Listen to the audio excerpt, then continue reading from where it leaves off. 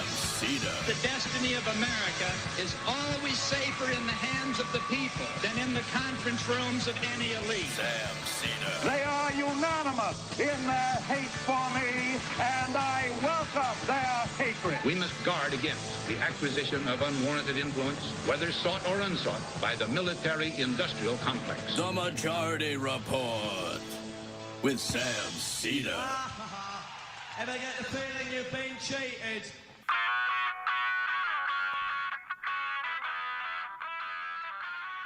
It is Wednesday, October 1st, 2025. My name is Sam Seder. This is the five-time award-winning Majority Report.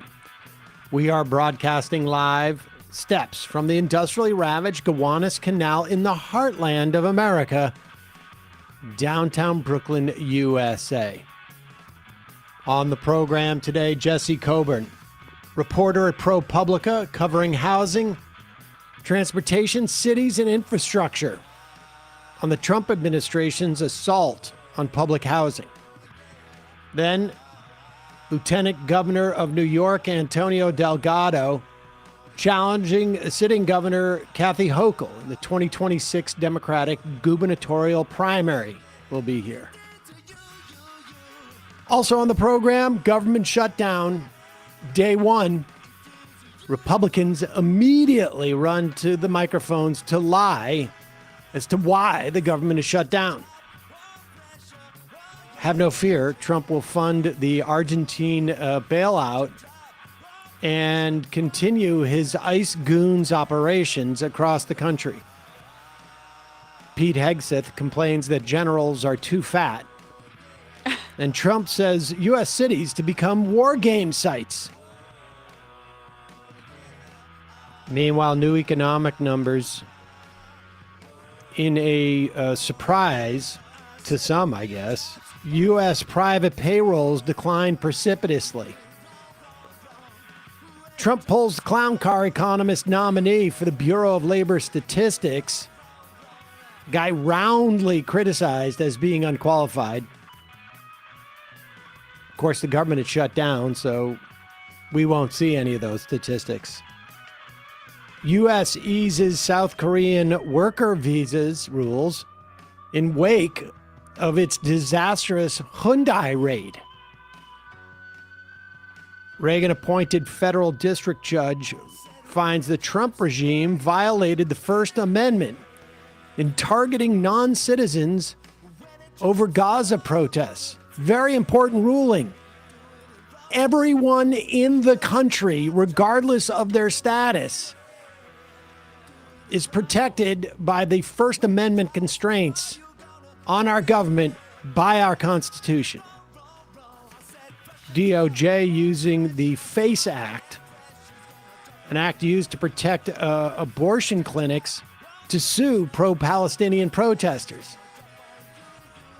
Gaza City exodus is overwhelming aid efforts in southern Gaza.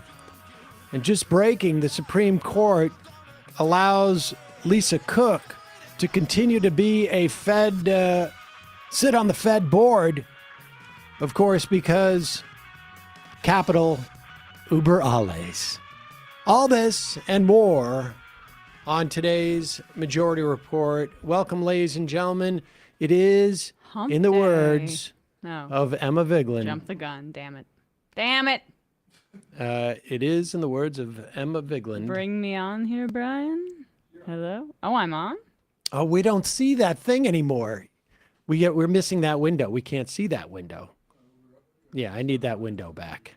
All right. Well, I'm here. And Hello. you already said your catchphrase that you came up with that has really caught on. Every 6 months Exactly. we'll remind people of that bad joke, that full-on dad joke. It's part of my brand now. Keep going. Yep. Keep it going. We got a lot to talk about. The government is shut down. There were three Democrats, or I should say three who caucus with Democrats, who voted to in favor of ending conversation on the Republican continuing resolution. That was Fetterman, surprise, surprise, Angus King, who also voted in that way in March, and Catherine Cortez Masto in Nevada. It is really important that you call your Democratic senators and tell them to hold the line, particularly if you are in New Hampshire or in Nevada, because Maggie Hassan is one of those Democrats who voted the last time around. Jackie Rosen also in Nevada. Gallego is also one who needs encouragement. And Kirsten Gillibrand. Look at who voted and capitulated to Trump the first time around. I think it was around 10 Democrats, if I remember correctly, in the Senate. They should be prime targets for calls. The good news is that Gillibrand has I think it is a full weekend junket in a wine cellar in Sonoma Valley. Hey, Wine Cave. Wine Cave Come in on. Sonoma Valley, forgive me, with, is it Haley Stevens? Yes, the AIPAC funded. We will win. So they are going to be Michigan. rallying in support of wine producers, sommeliers, wine reps, and collectors, wine collectors. Wine collectors. I mean, we have a big tent in the Democratic Party. Yes, all of those. Sommeliers, wine representatives, wine collectors, and wine producers. There's room for all of them in the Tuscan-inspired spa. Exactly. Which is But, right. But if Cold you're plunges. yeah, pro-Palestine, obviously you're not in the tent. But it's a big tent. It's a big tent. It's a big tent. All right, but let's get to some of the Republican talking points that are being rolled out. Speaker Johnson went out there and he, it's frustrating to watch the host say, and I saw Caitlin Collins do this as with him as well. They, to their credit, they basically say you're lying. None of what you're saying is true, but then they let him finish his lie. Later in the program, we will specifically address J.D. Vance's lie, but understand they were always going to lie about something. So it's not like this government shutdown is giving them a unique opportunity to lie. What it is doing is it's giving the Democrats a unique opportunity to press their point, whether it's specifically about this budget or about the Trump administration at large.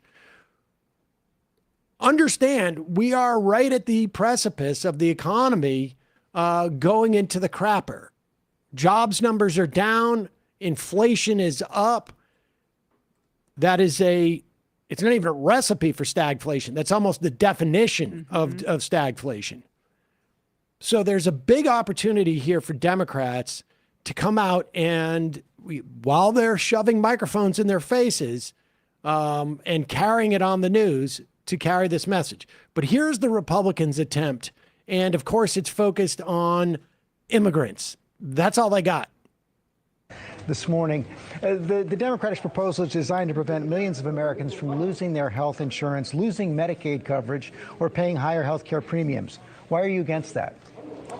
That's an absurd statement, what you said there. Let's be clear about what happened last night, George. No, George, let me tell you what happened last night. Everybody can go and review the facts for themselves. 44 Senate Democrats voted to reject a clean, nonpartisan continuing funding resolution to keep the United States government open. The Democrats said instead that they wanted to give health care to illegal aliens instead of keeping critical services provided for the American citizens. That's what happened, plain and simple. Every Democrat in the House, except one, voted against the clean continuing resolution. It was nonpartisan in nature. There are no policy riders on it that Republicans favored. It's exactly what Chuck Schumer and other Democrats voted for in March, but they've changed their tune. Can you pause it? I'm sorry. That is why it was so essential that Schumer not cave in March, because then he has that talking point there. Why it's important to shut down the government now is because a clean continuing resolution, as he's referring to, would be an extension of the already horrific budget that those Democrats agreed upon and caved to earlier this year.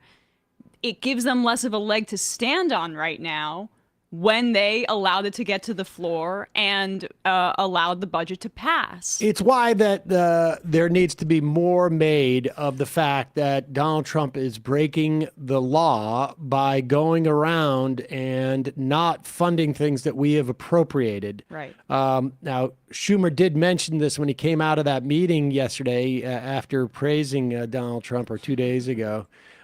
Mentioned that as a pocket rescission and impoundment, which, again, we know what that means because we do that for a living. But normal Americans do not know about the 1974 Impoundment Act. All you need to say is Donald Trump is abusing his authority with tariffs and with spending, and there's no point in us passing a budget if he's going to do that. But but you're right. That would have been so much stronger if they had all stood in opposition to the horrific budget that strips millions of people with from Medicaid if they did that in the spring. But let's just let Mike Johnson grind this out a little more. Democrats voted for in March. But they've changed their tune.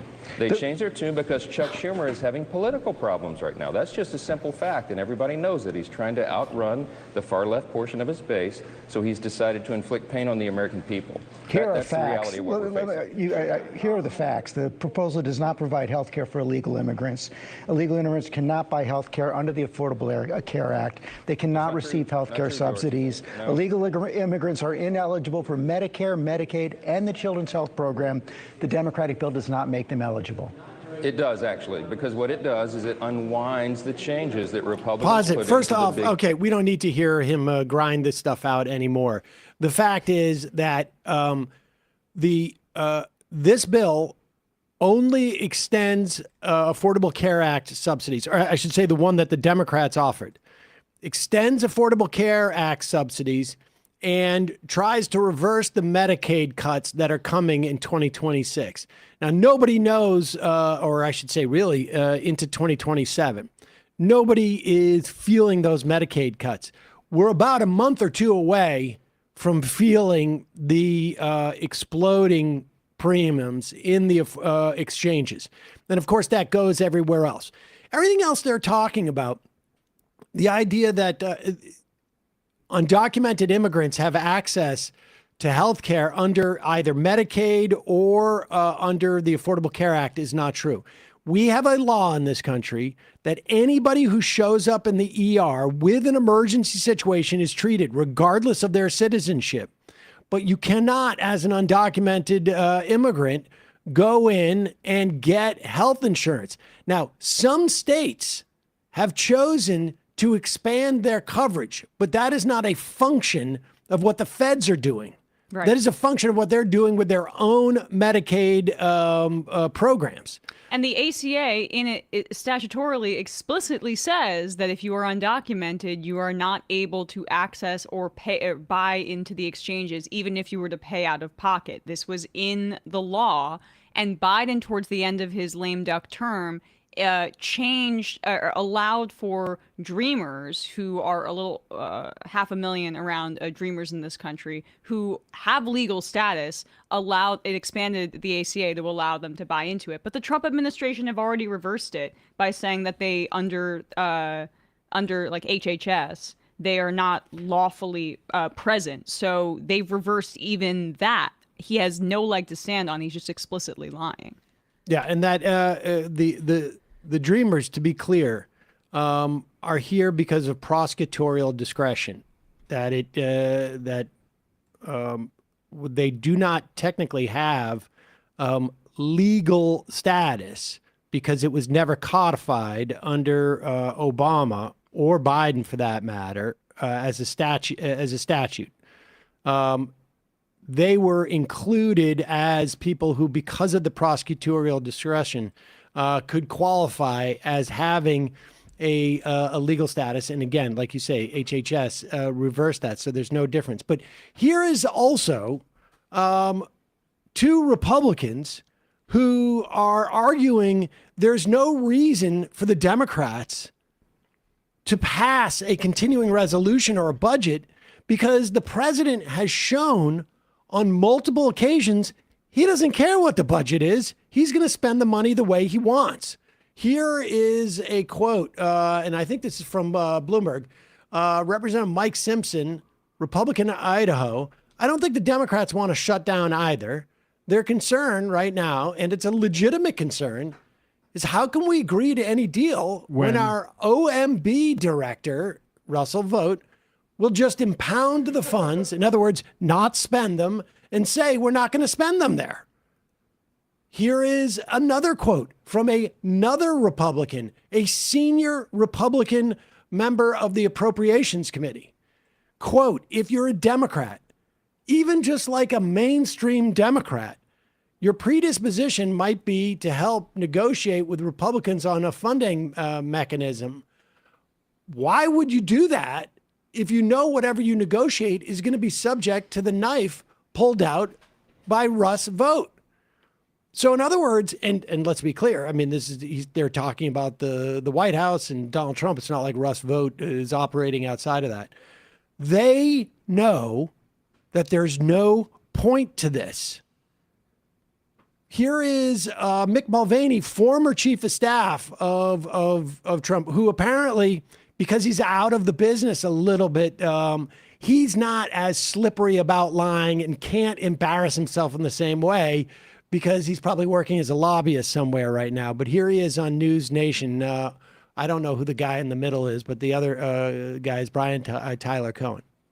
I see both sides not even agreeing on some of the facts here. You know, Trump says Democrats want to give health care to illegal immigrants. You have Democrats who say this is about Medicare and Obamacare. If it's not even agreement there, that's where the hesitation I have is. That's where I'm concerned. I would just say, if you are hosting a news show and you have hesitation about the facts, there's an easy way to resolve this. You go to page 51 of the appropriations bill that the Democrats offered, and you will see subtitled, keep going, no, go down.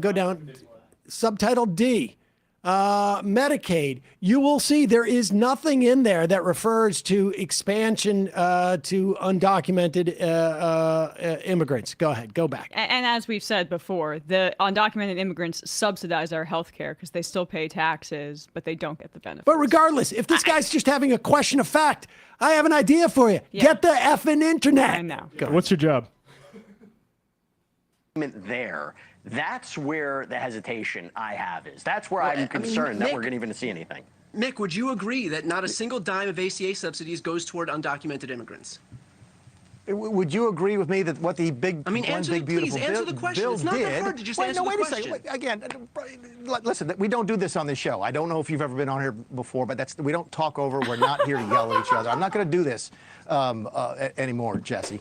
Okay. So, all right. Thanks. All right. There you go. That's the answer right there. No, can't even acknowledge objective reality. Brian, Mick responded. Brian responded. Okay, no, that's not actually what happened. No, he rage quit. He's threw his controller at the TV. Listen, they want to talk about whatever the big beautiful bill did. Whatever the big beautiful bill did, it's not its real name. Whatever that bill did has nothing to do with this except for the idea of not cutting all of those people on Medicaid. But in terms of and those people on Medicaid were never undocumented immigrants. And so they don't want to answer this question because they know that's the case. Now, the government is going to continue to stay shut down. This is probably going to last, I would imagine, weeks. At a minimum. But at one point, people are going to get these huge bills from the ACA in the exchanges, and that's going to cause everybody's premiums to go up. And if Schumer caves, and in the end, the only thing he gets are the ACA subsidies and making sure that those healthcare costs don't go up. That is good for Americans, but know that that's what Republicans secretly want. Of course, because they timed the big ugly ass bill, to have the Medicaid cuts where you're going to have between 10 to 12 million people uninsured by 2034 because of these cuts. They timed it to hit right after the midterms. But as Sam says, these ACA marketplace the ACA costs going up like this in the exchanges, that would be felt immediately. In a moment, we're going to be talking to Jesse Coburn, reporter of ProPublica, covering housing, and then Antonio Delgado, the lieutenant governor of New York, in a moment. But first, a couple of words from our sponsor today. That sponsor is Babbel. I got to get this back out. Sorry. I really wanted to say this one. Learning a new language opens the door to new friends and new cultures and maybe even a whole new life. For instance, maybe you have decided to start learning Spanish because maybe you think like, Mexico's an option, or Claudia Scheinbaum. Exactly. It's just too difficult to learn French Canadian. So gross. But I've been listening to my Babbel on the way to work. It is, it's actually fun. It's a little awkward because you're walking down the street and you're sort of talking to yourself. But fortunately in Flatbush, nobody really notices. But I will say that it's been very, very helpful. And I just want to say, Medias Rojas, Barrion. Wow. Red Sox sweep. You can start speaking a new language with confidence. See the confidence in which I said that? Mm-hmm. Thanks to Babbel's conversation-based technique that quickly teaches you useful words and phrases without the things you actually about the things you actually talk about in the real world. Red Sox did not come up in that. There's over a dozen languages available to learn. You learn them at your own pace. They are brief, like 10 to 15 minute, lessons essentially. And they have native speakers saying these things, both male and female. They're handcrafted by over 200 language experts.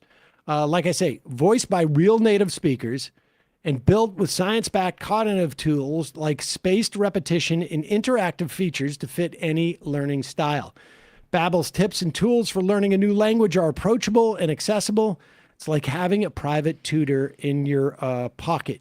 The interactive dialogue thing they have now is,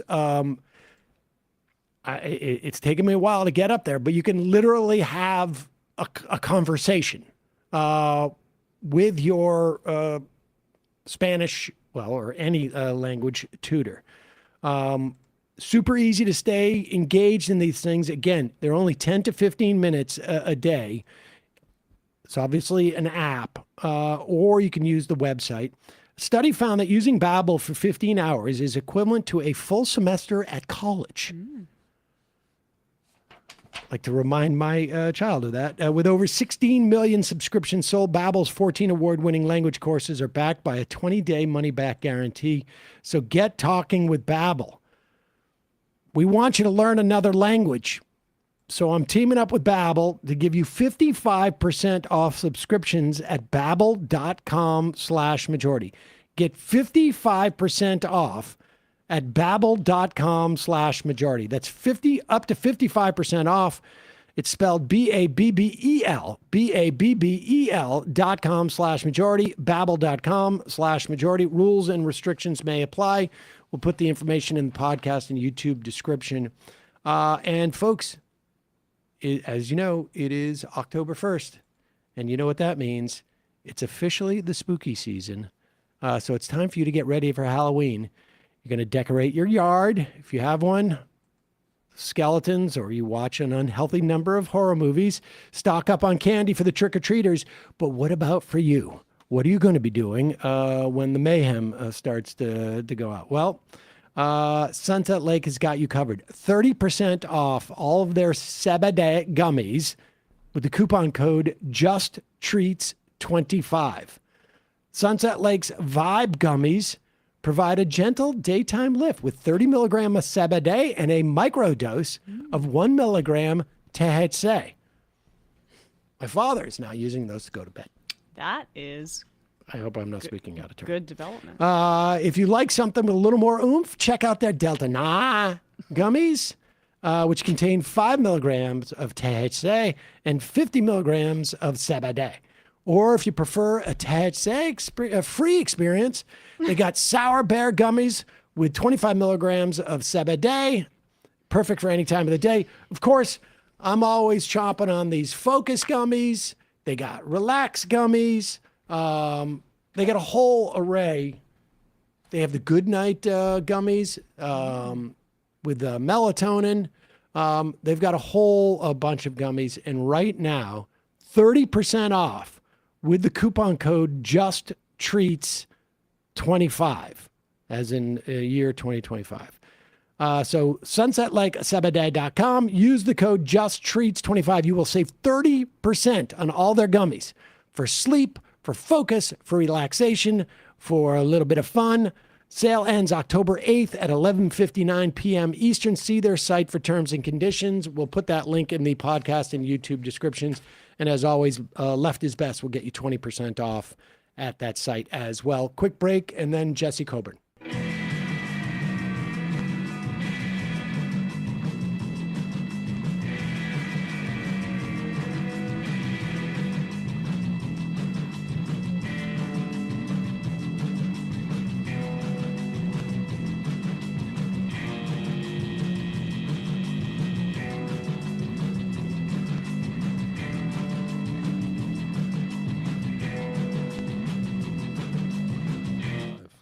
We are back. Sam Seder, Emma Vigeland on the Majority Report. Joining us now, Jesse Coburn, reporter at ProPublica, covering housing, transportation, cities, and infrastructure. It's a big portfolio, Jesse, and I would imagine most of the news, not great.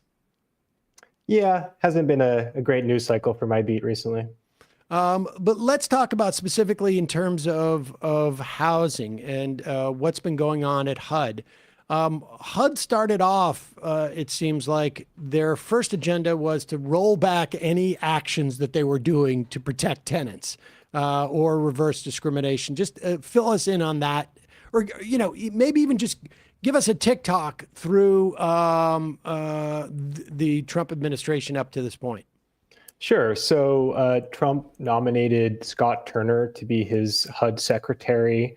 Scott Turner is a deeply conservative Republican from Texas who served in the first Trump administration on his Opportunity Zone Council in the White House. And, they wasted no time kind of implementing his vision for housing policy at HUD, massive layoffs at the agency. Pretty much right away, there are a number of DOJ staffers at HUD who were, implementing lots of reforms right away. The first wing of HUD that really took a hit was the Fair Housing Office. That's the part of HUD that investigates and enforces, housing discrimination and segregation laws.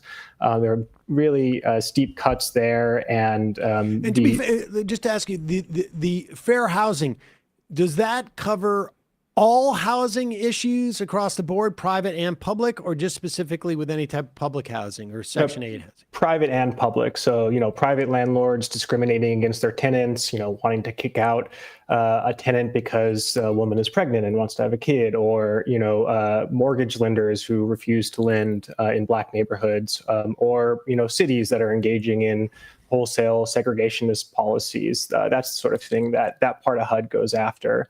That work has really kind of ground to a halt under the Trump administration. They've shut down many major investigations into fair housing. I think that office's staff is dropped by half. It's sort of just really gumming up the works of fair housing enforcement.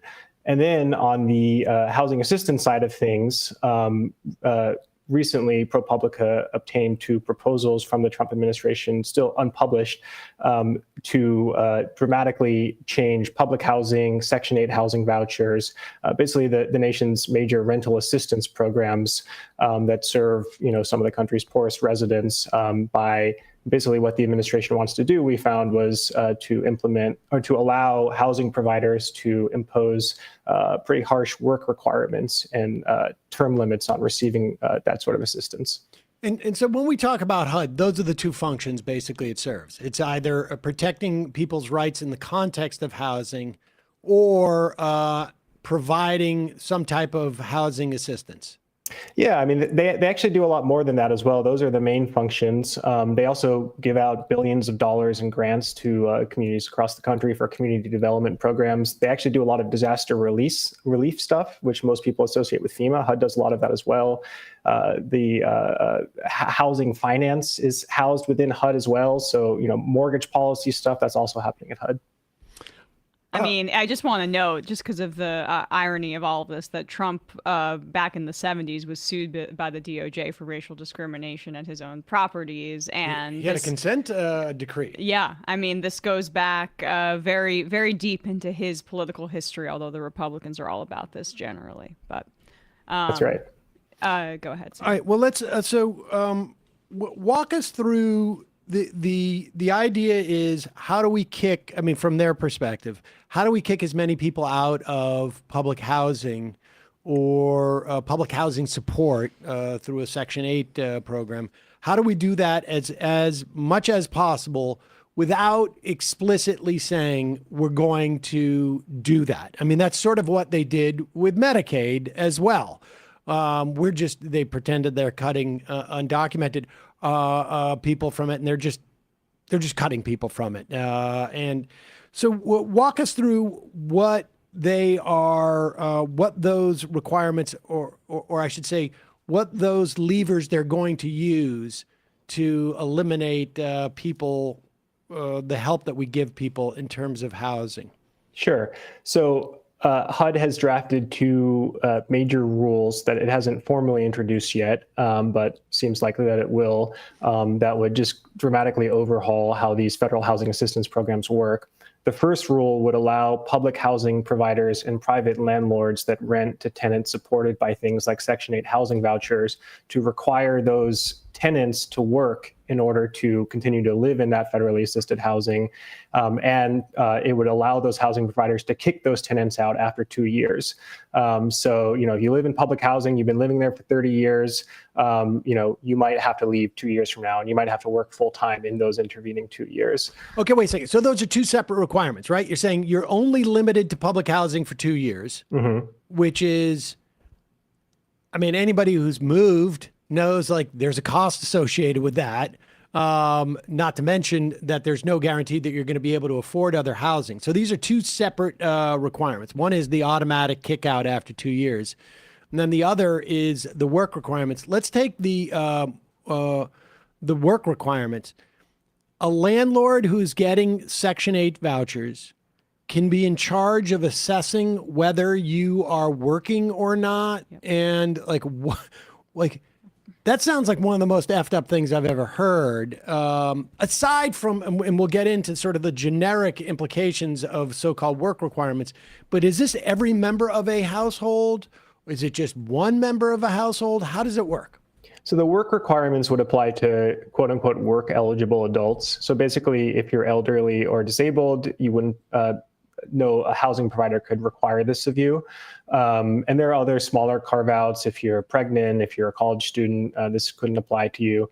But for pretty much every other work eligible adult, and that includes, parents of children. So if you have a child ages 7 or older, this could apply to you. Also, so wait, aren't we supposed to be encouraging stay-at-home moms?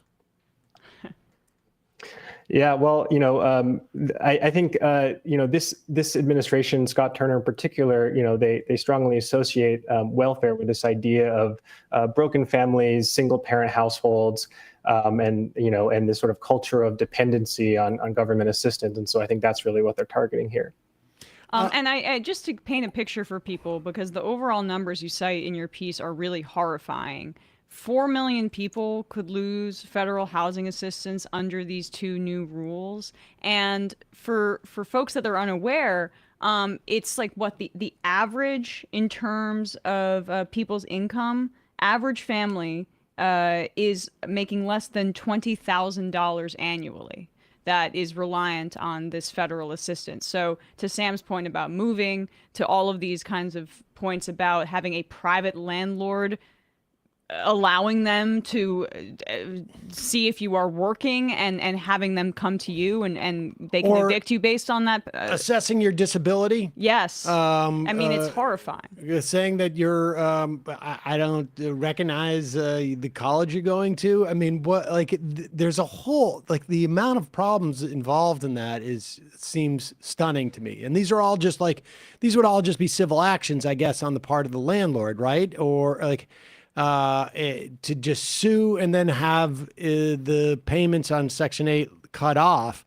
But I imagine we have an administration that's going to be very open to the idea of it being challenged, and maybe even like a default agree with the landlord unless proven otherwise. Yeah, and I think another thing you could see states adopting laws that say, if you rent to Section 8 renters, or if you're a public housing authority in our state, you have to have work requirements. You have to have term limits. So you could see this sort of being adopted de facto by whole states.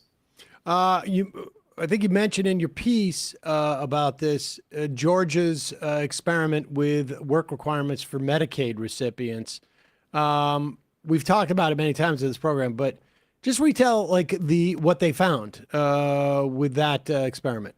I'm actually not familiar with that experiment, but I did look a little bit into the research generally on work requirements in welfare programs. And apparently what researchers have primarily found is that they don't really effectively promote employment, but they are very effective at removing people from benefits. So they're good if they're good at kicking people off of benefits. They're not terribly effective at getting people who receive benefits to work more.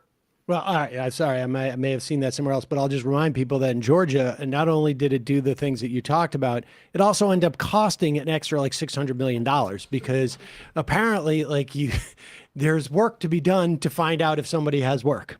So you need to build that apparatus. Where are we now, and how is the government shutdown going to affect things? I think that these proposals are probably on ice for the time being. The big news out of HUD yesterday related to the shutdown was there was a massive banner across the HUD webpage that was basically blaming the shutdown on Democrats. I think that something that other federal agencies have been putting out as well, that sort of messaging. But they talked about introducing these requirements in the last Trump administration. They never got around to it. But I think the fact that they already have rules drafted this early in the second Trump administration indicates that they're serious about putting this through. And I just want to mention the second rule as well, because we haven't touched on it, which is targeting basically immigrant households receiving federal housing assistance. These are so-called mixed status families in which some members of the household are in the country legally and eligible for assistance, and others are not, either because they're undocumented or they have some other immigration status that makes them ineligible for benefits. HUD wants to kick all of those households out of federally assisted housing. So the way it's worked so far is that the government has allowed those people to be supported by federal housing programs, but it prorates the subsidy they receive so that the government is not actually providing any financial assistance to the undocumented family members. But now HUD is saying, no, we want all of those people to leave. And so under this other rule, those 20,000 families would likely be kicked out. 16,000 of those families are families with kids. So that's who this would be affecting. And as part of that rule, HUD also wants to require that anyone who applies for or receives housing assistance, anyone in public housing or Section 8, if they're a citizen, they have to prove it. So they have to either provide a birth certificate or a passport to show that they're actually citizens. And sort of to your point, Sam, earlier about the administrative costs of all this, it's going to create this massive bureaucracy and kind of red tape around housing assistance that experts who I spoke to think is going to result in a lot of people just being kicked off of their benefits simply because they don't have a birth certificate, or they don't have time to go get one or whatever, or it's going to create these massive administrative overhead costs for these public housing authorities who suddenly, are like the passport checkers of the whole federal housing program. So that's the other rule that's also in the works right now. And this is all in the shadow of the Faircloth Amendment, which I still think does not get enough attention. The idea that we have had a cap on the construction of federal public housing since 1998 or 1999 or whatever, since it's been passed, like, these are, it's already a threadbare system, whether it's public housing or, Section 8 or what you're talking about, or the subsidization for some of these other privately held units and living spaces. There's just not enough public housing as there is, let alone what we're seeing in terms of them trying to kick people out based on racist and xenophobic ends explicitly with the immigration piece. Yeah, and I think what's worth noting here as well is what its overall picture for housing is. I mean, if you look at the Trump budget proposal, they want to cut public housing, Section 8, these rental assistance programs by like nearly 50%. They want to turn these programs into block grants, basically just hand them over to the states and say, you deal with it. So, their ambition is to dramatically curtail the federal government's efforts to help poor people afford housing. And just to be clear, if I am a single mother of two, my children were born here in the United States. They are American citizens because we still have birthright citizenship in this country. I am undocumented, or my visa has expired, or I am still, at this point, people are getting deported even if they have documents and are in the process of applying for citizenship or applying for a green card or applying for any other type of visa. So I don't even want to say undocumented necessarily. The federal government gives me not three portions essentially of Section 8 funding, but two for the three of us. So we either have to live in a smaller apartment than would be called for an individual with two kids, or we subsidize it in some fashion. Everybody gets kicked out under this Trump proposal. These kids are essentially made unhoused. That's right. And what's interesting about that is because the government isn't subsidizing everyone in those mixed households, those households actually pay more. And so by enacting this proposal of kicking out all the immigrant mixed households and replacing them with fully eligible households, it's going to cost the federal government like an additional hundreds of millions of dollars every year to provide federal housing assistance. So, for a government that is reportedly obsessed with cutting costs, this is actually going to dramatically increase costs for this administration. Yeah, I mean, this is really just a way of cutting out this program and using, again, immigrants as the sort of like a selling tool. I mean, we're seeing this right now with the whole government shutdown. Yeah, I mean, it's certainly of a piece with, everything the administration is doing, on the issue of immigration and, and everything the administration has been doing in the housing space on immigration. I mean, HUD and DHS in March announced a data sharing agreement targeting mixed status households.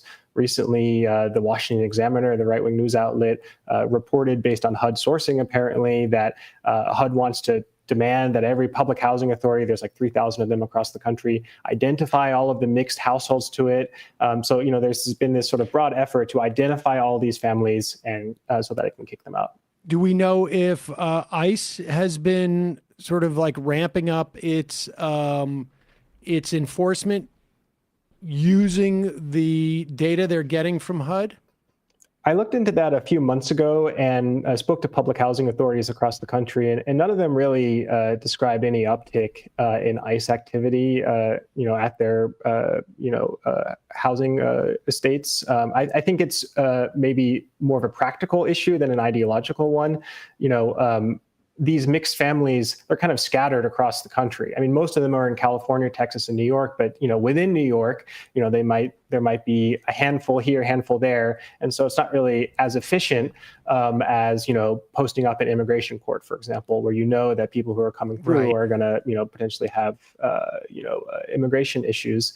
There's also an issue of if you're trying to enter someone's private apartment, they technically need to give you permission in order for you to be able to enter, unless you have a certain type of warrant. So it's much easier to nab undocumented people in public space, which is why I think we haven't seen large-scale raids in public housing yet.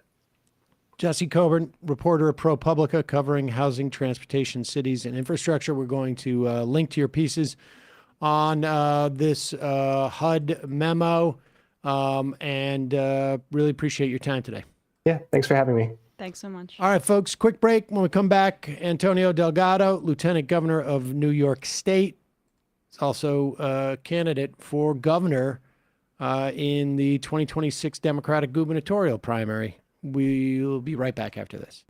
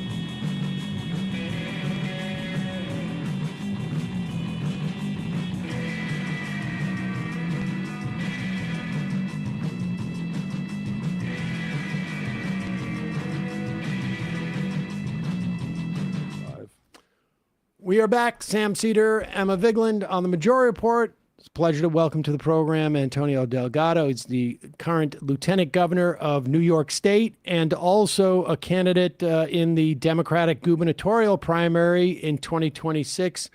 Lieutenant Governor, welcome to the program. Thanks for having me. Good to be here with you. It's pretty, it's not typical to see a lieutenant governor running against a sitting governor. And in fact, Hochul was the one, I believe, appointed you at one point when she became governor. Give us a sense of why you made this decision. Status quo is broken. It's not working for people every single day. Every day New Yorkers are being left behind. And what I have learned is absent bold, decisive, transformational change in this moment, we're not going to be in a position to restore people's confidence in this thing we call democracy. Just as a point of reference, in New York, 1 out of 4 folks are unable to afford basic necessities, basic needs. 1 out of 4, 2 out of 5 households cannot afford basic necessities across the state, whether it's upstate, downstate, urban, rural, doesn't make a difference. People are being left behind. 1 in 5 kids in poverty, half those kids in deep poverty. And oh, by the way, a $254 billion budget right here in New York, 3rd largest economy in the country, if an independent nation, the 9th in the entire world.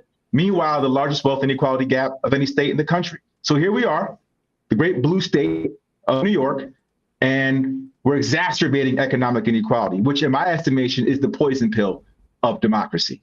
So until we actually right-size this and move beyond the old guard, establishment, broken system, machine politicians, we're not going to be able to fix this.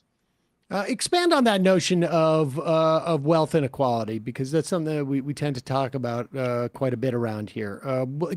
How does it end up breaking down democracy and also the sort of the material condition of people? Well, when I was growing up, so I grew up in Schenectady, working class family. My parents worked for General Electric back when GE had a major presence in upstate New York. I cut coupons, put clothes on layaway, latchkey kid, come home, do my homework, leave it on the counter. I watched my parents work us up into the middle class, and I actually believed, and my parents did too, that I had a better than 50-50 chance of having a better quality of life. That story of upward mobility is essential to any growing sense of confidence in democracy, this idea of equal opportunity for all. Since my generation, I'm Gen X, since my generation, the folks coming up behind us actually are going to do worse off. Worse off. Right now, the average first-time homeowner age is around 40. 20 years ago, it was 28. The average rent right now is 7 times income. 30, 40 years ago, it was 3 times. So even just the price of admission into opportunity on the part of the generation coming up behind us is too high to engage. And so if you're being priced out of the project of democracy, why even believe in it in the first place, right? Why do you actually decide to hold on to it if it's not giving you anything in return? So there's a sense of economic nihilism that sets in that is pervasive across race, across geography now. And I think it's fundamentally undermining our democratic system. 2/3 of folks right now can't pay, actually living paycheck to paycheck. They literally cannot survive right now beyond what's literally coming into them on a weekly basis in the richest country the world has ever known. And meanwhile, corporations are making more money than they've ever made and paying less in taxes. Those two things shouldn't go together. So yes, it is a profound sense of undermining when it comes to the very essence of what a democracy is meant to do, and that is to not leave communities behind. But in fact, we have government actors on both sides of the aisle right now who are reinforcing economic inequality at the expense of everyday New Yorkers and everyday Americans. And I think that it was kind of a fatal flaw in the 2024 Harris campaign with the focus on democracy, where it's how are you going to get people to buy into a system that has not been working for them? And there was not requisite acknowledgement of that, which it seems like your campaign is trying to correct. And I found it interesting, you have a different approach to housing, which is arguably the biggest issue for New Yorkers, one of the biggest issues in the country. And you have a difference in strategy than Governor Hochul here, more focused on subsidies. What is your housing proposal for New York State, and how does it differentiate from the current governor? I appreciate that. The housing crisis is fundamental. And the strategy, and not just here in New York, I argue across, the country with regards to democratic politics, is to leverage the private marketplace, and in particular, big developers with tax credits, with the hopes that they ultimately build affordable housing. And essentially, you outsource all of the state's capacity, both administratively, technically speaking, and you just say, please, private sector, with all your infinite wisdom, devise for us affordable housing, when we know the driving mechanism for those private actors is profit. So here we are trying to work out a public good in partnership with the private sector, but the private sector has all the leverage because the private sector then uses its money to compromise political actors to give them what they want in exchange for what's called affordable housing. Why not build up our own state capacity, leverage the public dollars that we have, and then have statewide programs that give money directly to New Yorkers? So, for example, a statewide rental assistance program. Right now, we have 7 out of 10 New Yorkers who are eligible for HUD rental assistance. And right now, our governor has proposed a $50 million pilot program. I would suggest a $250 million statewide program that lifts up all folks who are in need. Or how about a statewide first-time homeowner grant program, so that all those young families who are being priced out of the economy, priced out of the American dream, can actually have public dollars reinforce them at a time of real critical need. That, to me, is the difference. It's taking public dollars and investing them directly in public goods, as opposed to taking public dollars and hoping through the lens of neoliberalism that the private sector and the free market will somehow work it all out for everybody else. That's just a more sophisticated version of trickle-down economics, if you ask me. Let's talk about universal health care. What does that mean when the rubber meets the road in the context of, A, what you can do in New York State as opposed to on a federal level, and B, what it means relative to the question of affordability? How much healthcare insurance or actual healthcare are you talking about providing versus making it broadly affordable? I support the New York Health Act, which would create a single payer system right here in New York. The thing that drives me wild, crazy about healthcare is this idea that we're not paying for healthcare. We're paying for insurance. We're paying for companies to basically extract as much profit as they possibly can at our expense. And that is basically the entirety of our system. And the notion that we're going to continue to allow folks to go bankrupt, continue to be denied over and over and over again, continue to have to go through God knows how many obstacles just to appeal a denial is insane when we are literally in the richest country the world has ever known. And on top of that, one of the richest states. We have the capacity here to actually sustain ourselves, and the cost savings upwards of $60 billion annually once you get beyond the insurance companies' bureaucracy, middlemen, infrastructure, red tape, and of course the profiteering mentality. You get beyond all those components and the savings actually start pouring in. And ultimately, it's a moral question too. Who are we as a nation if we're not prepared to treat healthcare as a genuine human right?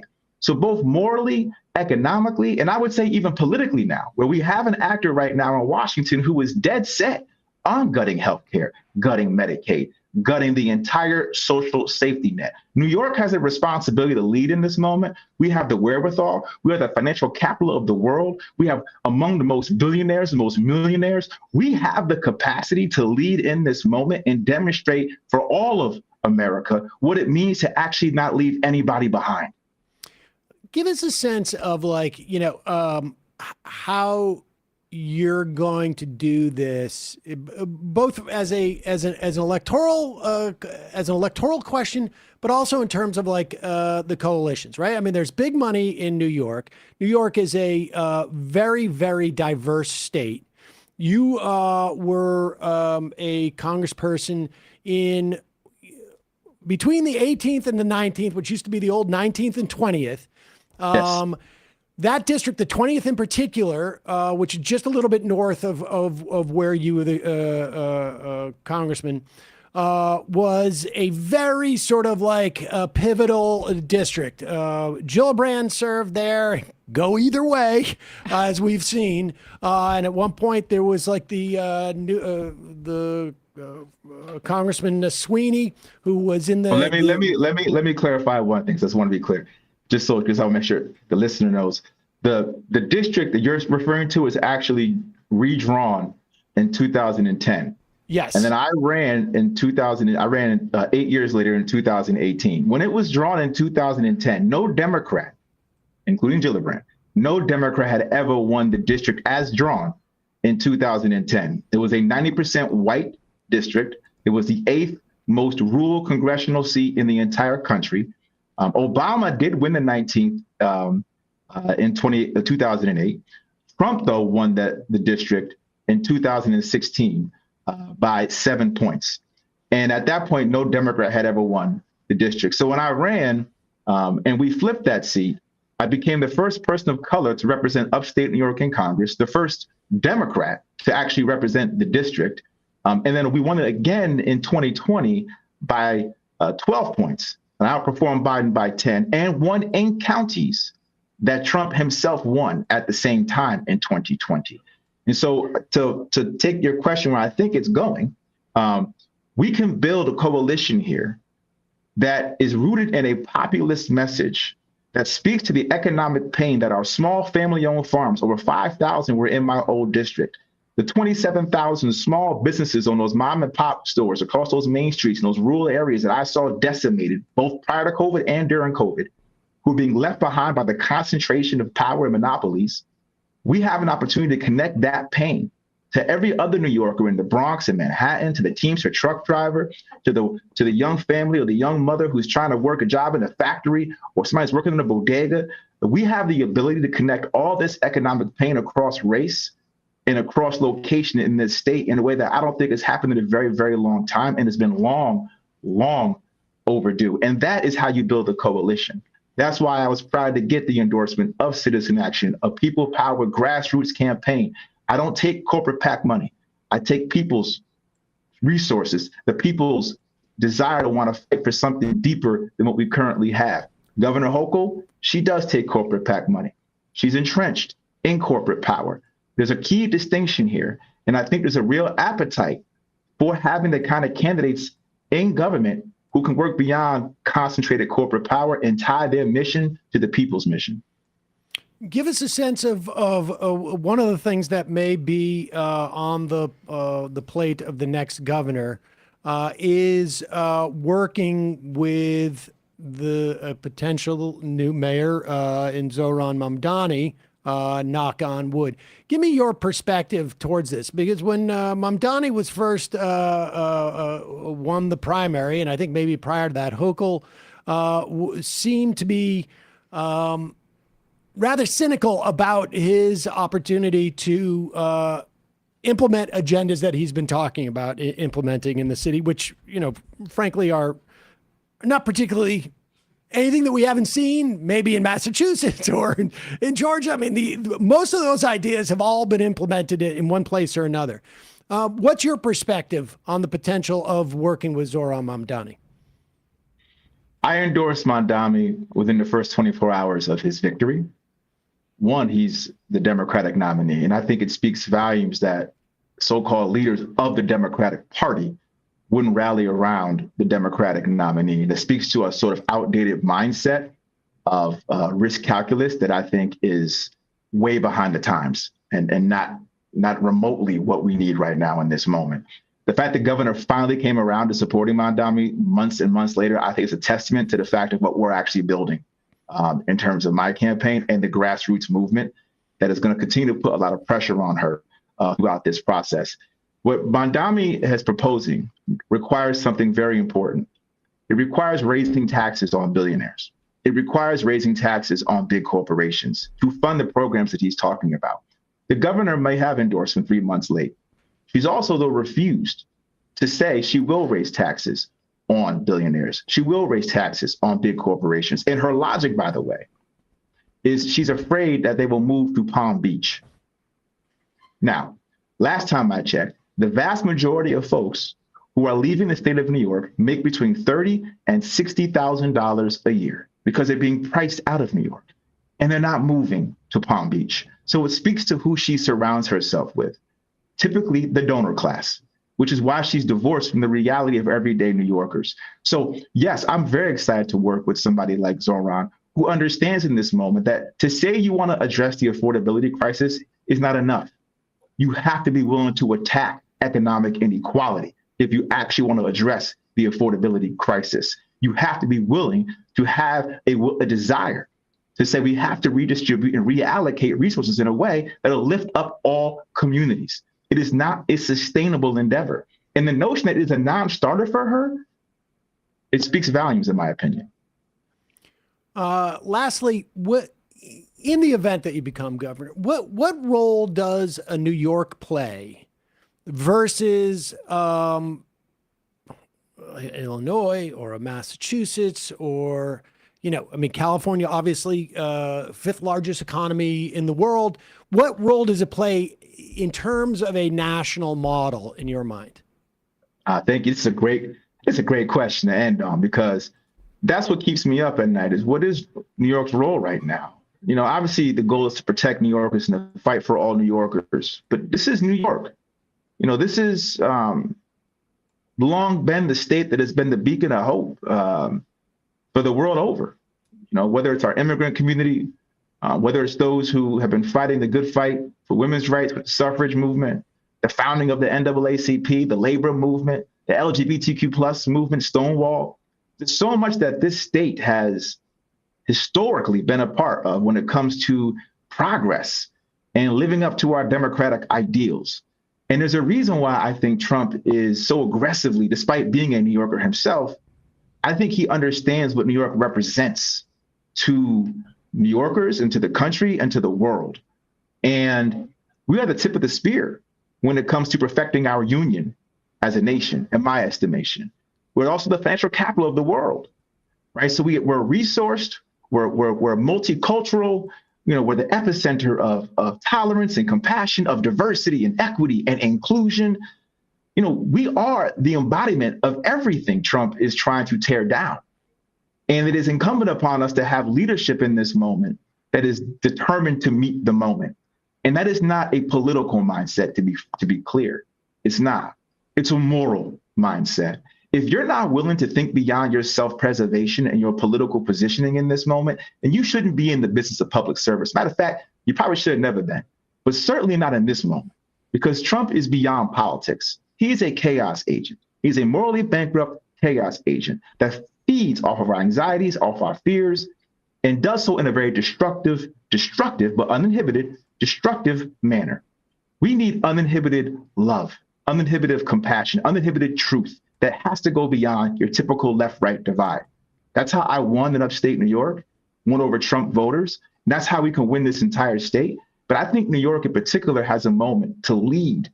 And I don't feel it right now. There's a massive void in one of the biggest, most important stages in this country and in the world. So I think we have an opportunity here to really step up and fight and make it clear to folks that New York is here to defend what we've long represented and to make sure we have a future. And I know that was a great last question, but I'll just add I love that question. let me add one more because I didn't want to forget this. In speaking about that, do you have plans, if you are elected governor, to support, say, state divestment from the state of Israel? And do you recognize the notion that it is committing genocide, as the United Nations has basically found? What I have said, and I've said this repeatedly, whether folks want to call it a genocide or not, what's most important to me is we cannot fund it. And I publicly said that we should not be arming the destruction of Gaza. We need a permanent ceasefire. We need to make sure there's humanitarian aid that goes directly into Gaza. And we need to make sure that we do not in any way, shape, or form continue and enable the destruction of innocent lives in Gaza. And so we as Americans have a responsibility, in my estimation, a moral responsibility to make sure that we are not putting ourselves in a position where we are enabling this moral abomination. Antonio Delgado, where can folks get more information if they want to help your campaign in one form or another? Where should people go? Presumably online, but I guess you probably have offices. Delgado for New York, DelgadoForNY.com. Delgado for New York, DelgadoForNY.com. And I will note, since you brought up support, New York has a public matching campaign. First time ever that the state is going to have a statewide elected race where the public will match, the state will match donations 6-1. Any donation between $5 and $250 will get matched 6-1. And we will hopefully I will become the first statewide candidate to qualify for public matching dollars, truly making this a people-powered campaign. That is, to me, most important in this endeavor, to make sure that people understand this is a campaign grounded in the will of the people and not a few. We're going to link to Delgado for New York at majority.fm. Again, Lieutenant Governor, thanks so much for your time today. Really appreciate it. Thank you for having me. Thanks so much. All right, folks. That's the show. I found him pretty impressive. He was being a little bit, little careful on the last question. Well, you guys avoided asking the real question. What was the real question? Just where are the med beds at? Oh, right. Oh, yeah, we forgot to ask if he would be in favor of med beds. Every American will soon receive their own med bed card. Yeah, I like the at least the supporting, of course, the reality of, not funding it. That's what we can appreciate as well. I also just want to say, I have pretty good knowledge of that district that he came from. And again, the lines of that district between the 18th and the 19th and what used to be the 19th and the 20th over the course of the past 20, 25 years have shifted. But that area really does have a real interesting mix of socio and economic and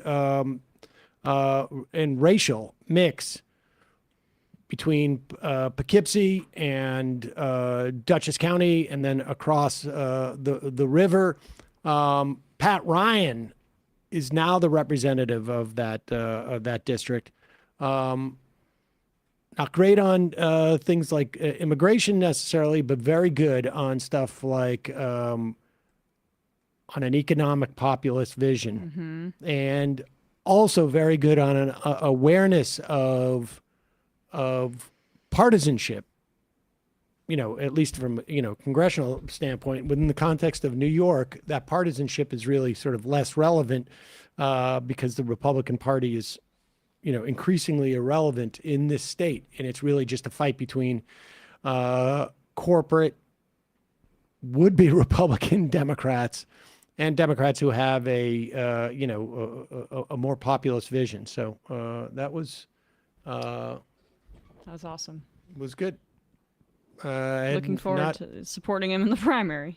Yeah, Indeed. Yeah. Indeed. It'll be fun. It's going to be so great to, get closer to the midterms, and we see hopefully some of these candidates, emerging even more and more. Yeah, it's good stuff. Hochul's going to need to ride those buses and start talking about congestion pricing a little bit more, I think. Yeah, yeah. How she had a huge success with the congestion pricing on attempt number 4 or whatever it was? Defend it from Trump. Okay, thanks. Okay, after stopping it, because Hakeem Jeffries was worried that, about House Democrats being on the front lines. And then it turns out it's just a popular policy that everyone loves, and you shouldn't be afraid of it. I will also say that I appreciate him referring to the so-called Democratic leadership in the state.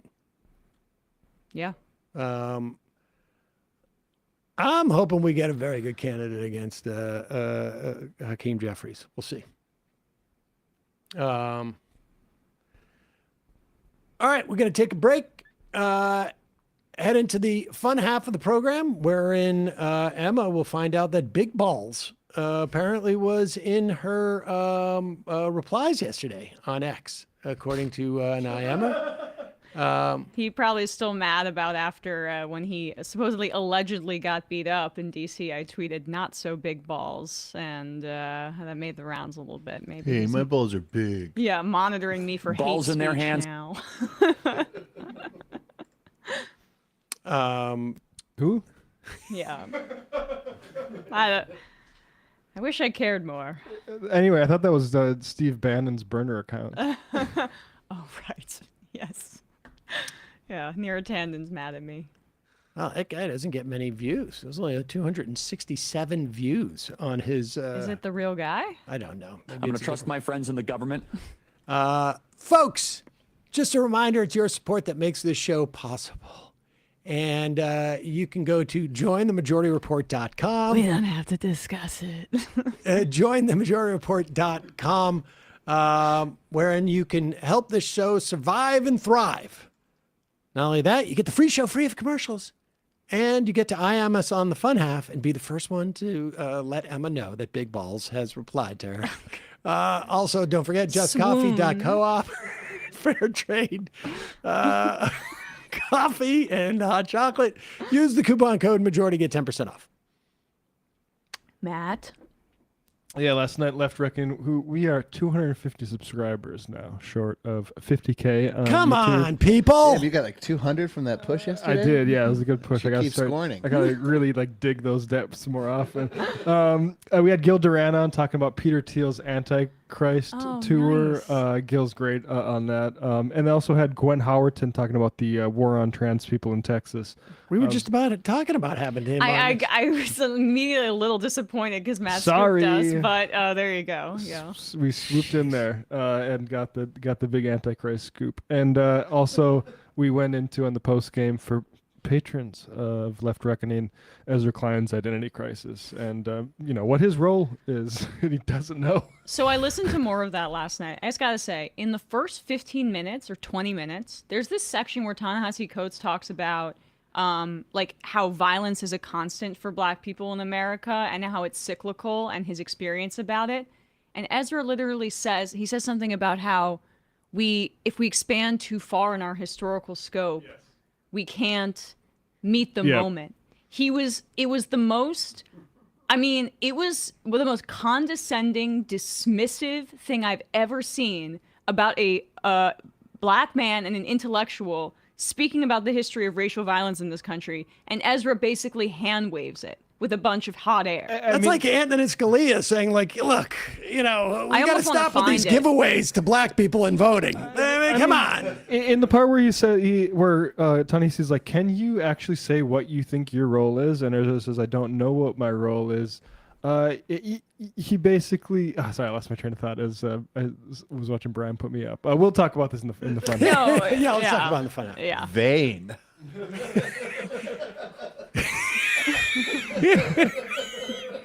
Matt was looking too much like, hey, wait a sec.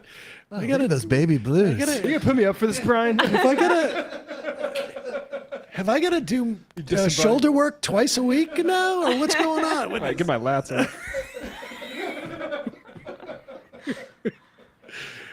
All right, folks. I will be. Yeah, well, I'm going to be gone anyways. It's Thursday. But to those of you who celebrate Good Yontif tonight, it is the holiest night of the year for Jews, and it's even more holy for those of us who come from Massachusetts, because this is the traditional. If you grew up in this way, where you had to go to Kol Nidre services, and half the people you knew were wearing transistor radios because the Red Sox are playing in the playoffs. So this is a particular holy night where you Kol Nidre, and the night where the Sox sweep. So we will You can catch me wearing forest green at Yankee Stadium, sitting behind first base. That's right. Oh. Yes, Brian's going to the game tonight. I'm so jealous. You made the mistake. You made a prediction where you should not, because that means that this is not. Emma thinks you just destroyed your chances. You jinxed yourself. Prediction? I thought you just said it was happening. Yeah, it's not a prediction. It's happening. Yeah. The sweep. Yeah. Kamala Harris is going to sweep all the swing states. It's totally. I didn't say that. Yeah, well. This isn't the Knicks. Yeah, it's not the Knicks. It's not the Giants. Yes, despite the fact that I am going to celebrate a religious holiday, I don't believe in magic. Okay, well. So. I just believe in the Sox. Yeah. All right, we'll see you in the fun half. 3 months from now, 6 months from now, 9 months from now, and I don't think it's going to be the same as it looks like in 6 months from now, and I don't know if it's necessarily going to be better 6 months from now than it is 3 months from now. But I think around 18 months out, we're going to look back and go like, wow. What? What is that going on? It's nuts. Wait a second. Hold on for a second. The Majority Report. Emma, welcome to the program. Hey. Matt. What is up, everyone? Nomi Key. You did it. Let's go, Brandon. Let's go, Brandon. Bradley, you want to say hello? Sorry to disappoint everyone. I'm just a random guy. It's all the boys today. Fundamentally false. No, I'm sorry. Stop talking for a second and let me finish. Where is this coming from, dude? But dude, you want to smoke this 7A? Yes. Hi, me? This me? Yes. Is this me? Is it me? It is you. Is this me? Hello, is this me? I think it is you. Who is you? No sound. Every single freaking day. What's on your mind? Sports. We can discuss free markets and we can discuss capitalism. I'm gonna go throw up. Libertarians. They're so stupid, though. Common sense says, of course. Gobbledygook. We fucking nailed him! So what's 79 plus 21? Challenge met. I'm positively quivering. I believe 96, I want to say. 857-210. 35. 501. 1/2. 3 8s. 9/11, for instance. $3,400. $1,900. 6, 5, 4, $3 trillion sold. It's a zero-sum game. Actually, you're making me think less of it. But let me say this. Poop. Call it satire. Sam goes, it's satire. On top of it all, my favorite part about you is just like every day, all day, like everything you do. Without a doubt. Hey, buddy, we see you. All right, folks. It's just the week being weeded out, obviously. Yeah, sun's out, guns out. I don't know. But you should know. People just don't like to entertain ideas anymore. I have a question. Who cares? Our chat is enabled, folks. I love it. I do love that. Look, gotta jump. Gotta be quick. I gotta jump. I'm losing it, bro. 2 o'clock. We're already late, and the guy's being a dick. So screw him. Sent to a gulag? Outrageous. Like, what is wrong with you? Love you, bye. Love you. Bye-bye.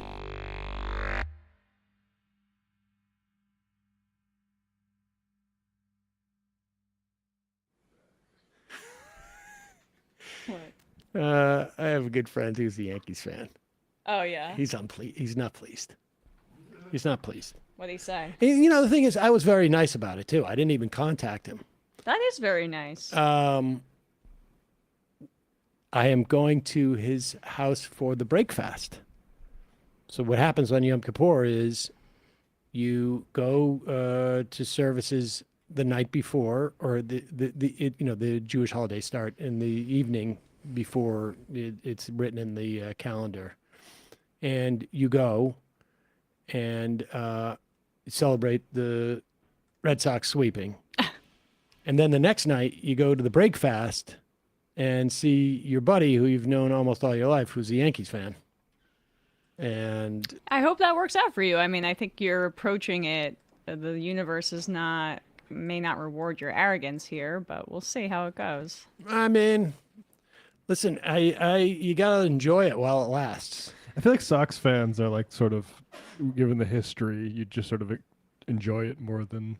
Yeah. I don't know. Yes. I wish sports were enjoyable for me these days. Yeah. It's just like maybe you reassess your relationship. I have, honestly. I have. No. And I've had a harder time caring. One, because the Giants are so bad, but two, with the politics, it's like all I think about, which is a little depressing. But I'll find a new hobby. Just, Meanwhile, I'm sticking just getting thumbtacks in my neck or something. I'm just getting I'm literally getting threats from them now, from the whole family. Oh. Yep. Oh. About the Red Sox. All right, let's move in. Let's move into more show stuff. Do the show. More show do stuff. the show that we yeah. are supposed to do. Yeah. Yeah, exactly. Yeah. Government shutdown. AOC was on Chris Hayes last night talking about the shutdown and what is. Again, there's a subtext to all of this, which is that Donald Trump is breaking all of the rules and the laws around funding the government. Aside from also the more fascistic things or the other fascistic things that he's doing. And so there is no point in agreeing to a budget and providing some type of veneer of it being legitimate if all of that does is allow the Trump regime to spend in any way they want and to use the money as basically like blackmail. Here is AOC. There is, over the last week, it seems a lot of people, and I include myself among them, feel like a sort of rising sense of alarm about the aggressiveness of the sort of authoritarian aspirations of this government, essentially firing a U.S. attorney to replace him with a patsy who will indict a political enemy. The the continued threat of using the military on American citizens, the ordering the troops to Portland and then backing up because it was 5-year-old B-roll. I don't know. Do you feel the same way over this last week or two? Does it feel like continuity to you? Are there conversations in your caucus about what this last week has meant? I think there's two things that are happening at once, and this is something that's very important for people to understand. One, there absolutely is an unprecedented abuse of power, destruction of norms, erosion of our government and our democracy in order to prop up an authoritarian style of governance. That is happening. However, they are weaker than they look. And it is important that we remember that, because what they rely on is the impression of power, the perception of inevitability, in us giving up in advance to say, oh, what's going to happen if I stand up, et cetera. Nothing's going to happen. They rely on that perception of inevitability and power so that people comply in advance and acquiesce in advance and give up in advance. And at the end of the day, Donald Trump is at record levels of unpopularity in his tenure. The Republican House is at record levels of unpopularity. They are underwater across the board, and they know it. And that is causing them to double down in public, but it is backfiring. That is why, whether it's a shutdown, whether it's all of this, they want us to blink first. And we have too much to save. Protecting people is too important a task for us to give up before anything even starts. So they may want to send people in, but these National Guardsmen do not want to be turned against their fellow Americans. We're seeing this here in Washington, D.C. It is an insult. Donald Trump is insulting the service members of this country by putting them on these silly tasks that they themselves do not want to be enforcing. And so we have to understand that standing up matters, that our voice matters, to not give in to this cynicism, because that is what they rely on in order to perpetuate this idea that they are that they have total immunity from consequence. They will experience the consequences of this, but we have to be the consequence, which is why we have to stand tall right now alongside everyday Americans who want us to be standing up right now as well. Well, so I heard that message of a rallying and unity and a clear-eyed vision of the actual opposition that we face, and as she talks about authoritarianism. But on the other hand, God is always on the throne. Like, I mean, that is how a leader should be speaking. And I watched that segment last night on Hayes' show. It was really good. She's asked directly about the Schumer primary. I mean, it's basic. The die's already cast here. It's either that or she runs for president or whatever.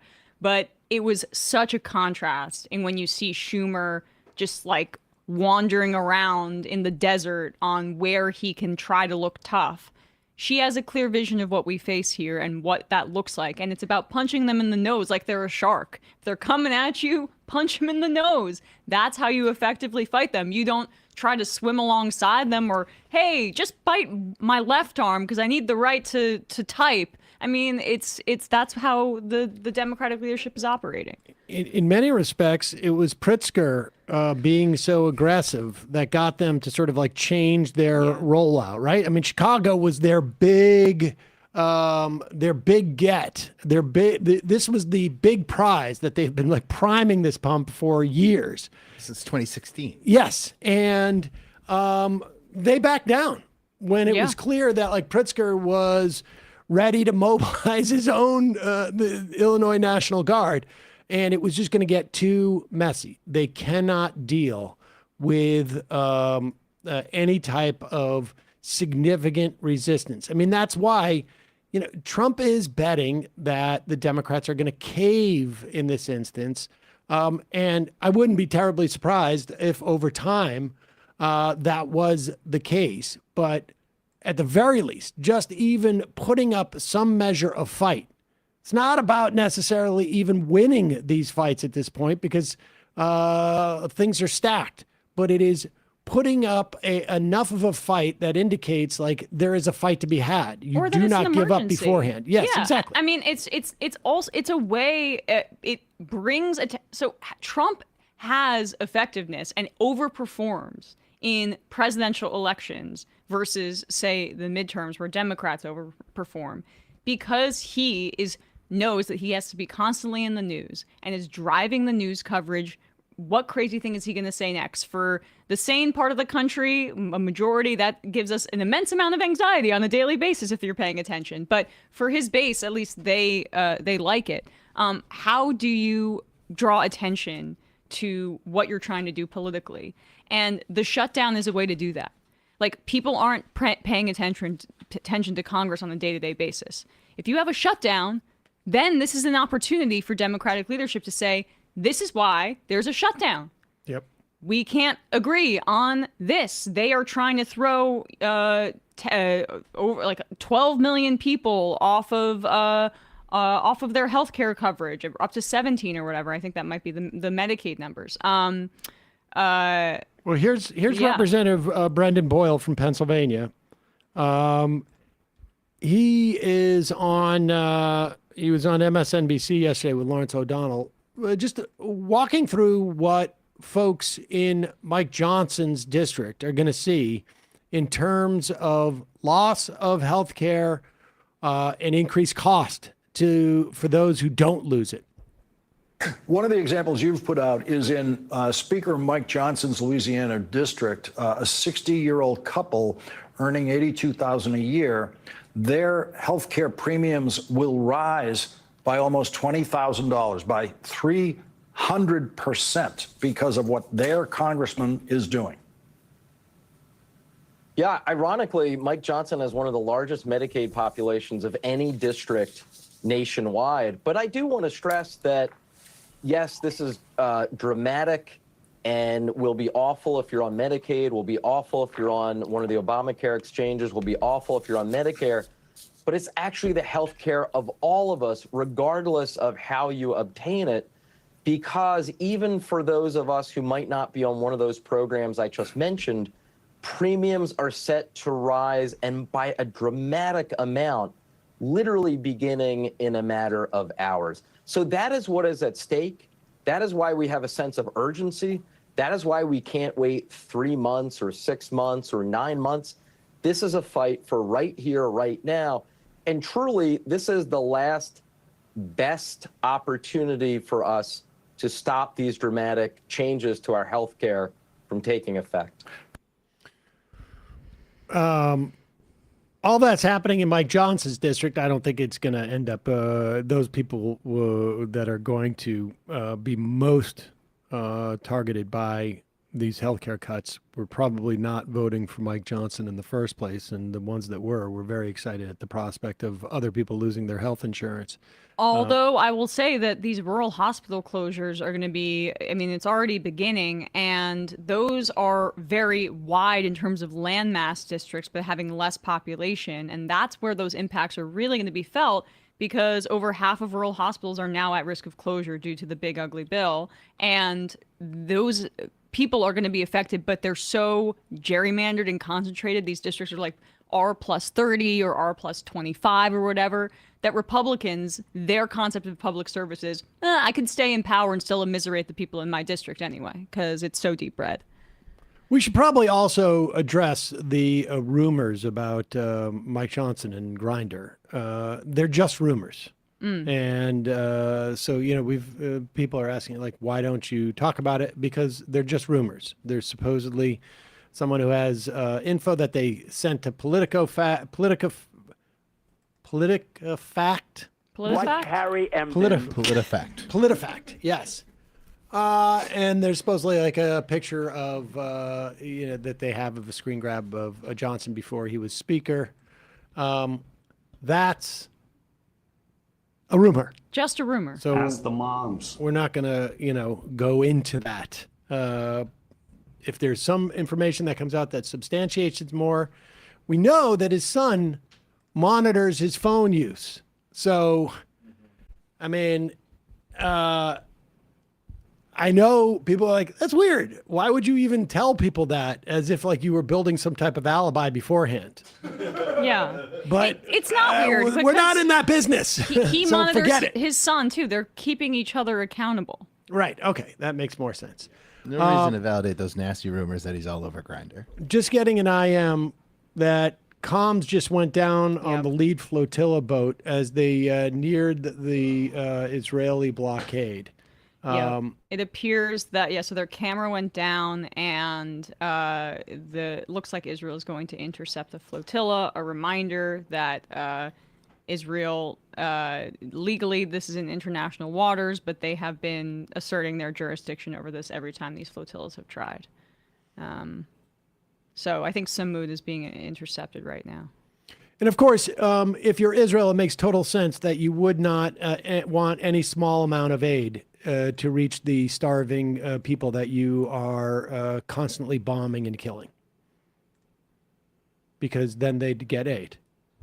Well, it's not, and also what's I think even more horrifying for Israel is the precedent that this sets, especially that you have European ships that are at some points in the flotilla's journey have accompanied them, because whatever happens here, I don't think Greta, I don't think the other activists are going to stop.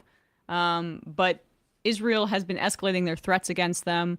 We didn't fully cover this, but for example, just some of the weird things they did. They like took over their radio system and started blasting ABBA in the middle of the night because they're obsessed with Greta Thunberg and the fact that she's Swedish. So they think that's hilarious. Fixated on race? That's weird. Yeah, that's it's not odd. like ABBA's that bad. I actually enjoyed ABBA back in the day. But it's whatever. Not a good joke either. They're Israelis. I mean, they don't like they're not funny. Israeli comedy. Yeah, I mean, right. Did you ever see any of those clips of their Israeli Saturday Night Live thing? Yes. No. It looks like a parody of what it is, and I think Dave Rubin was on it.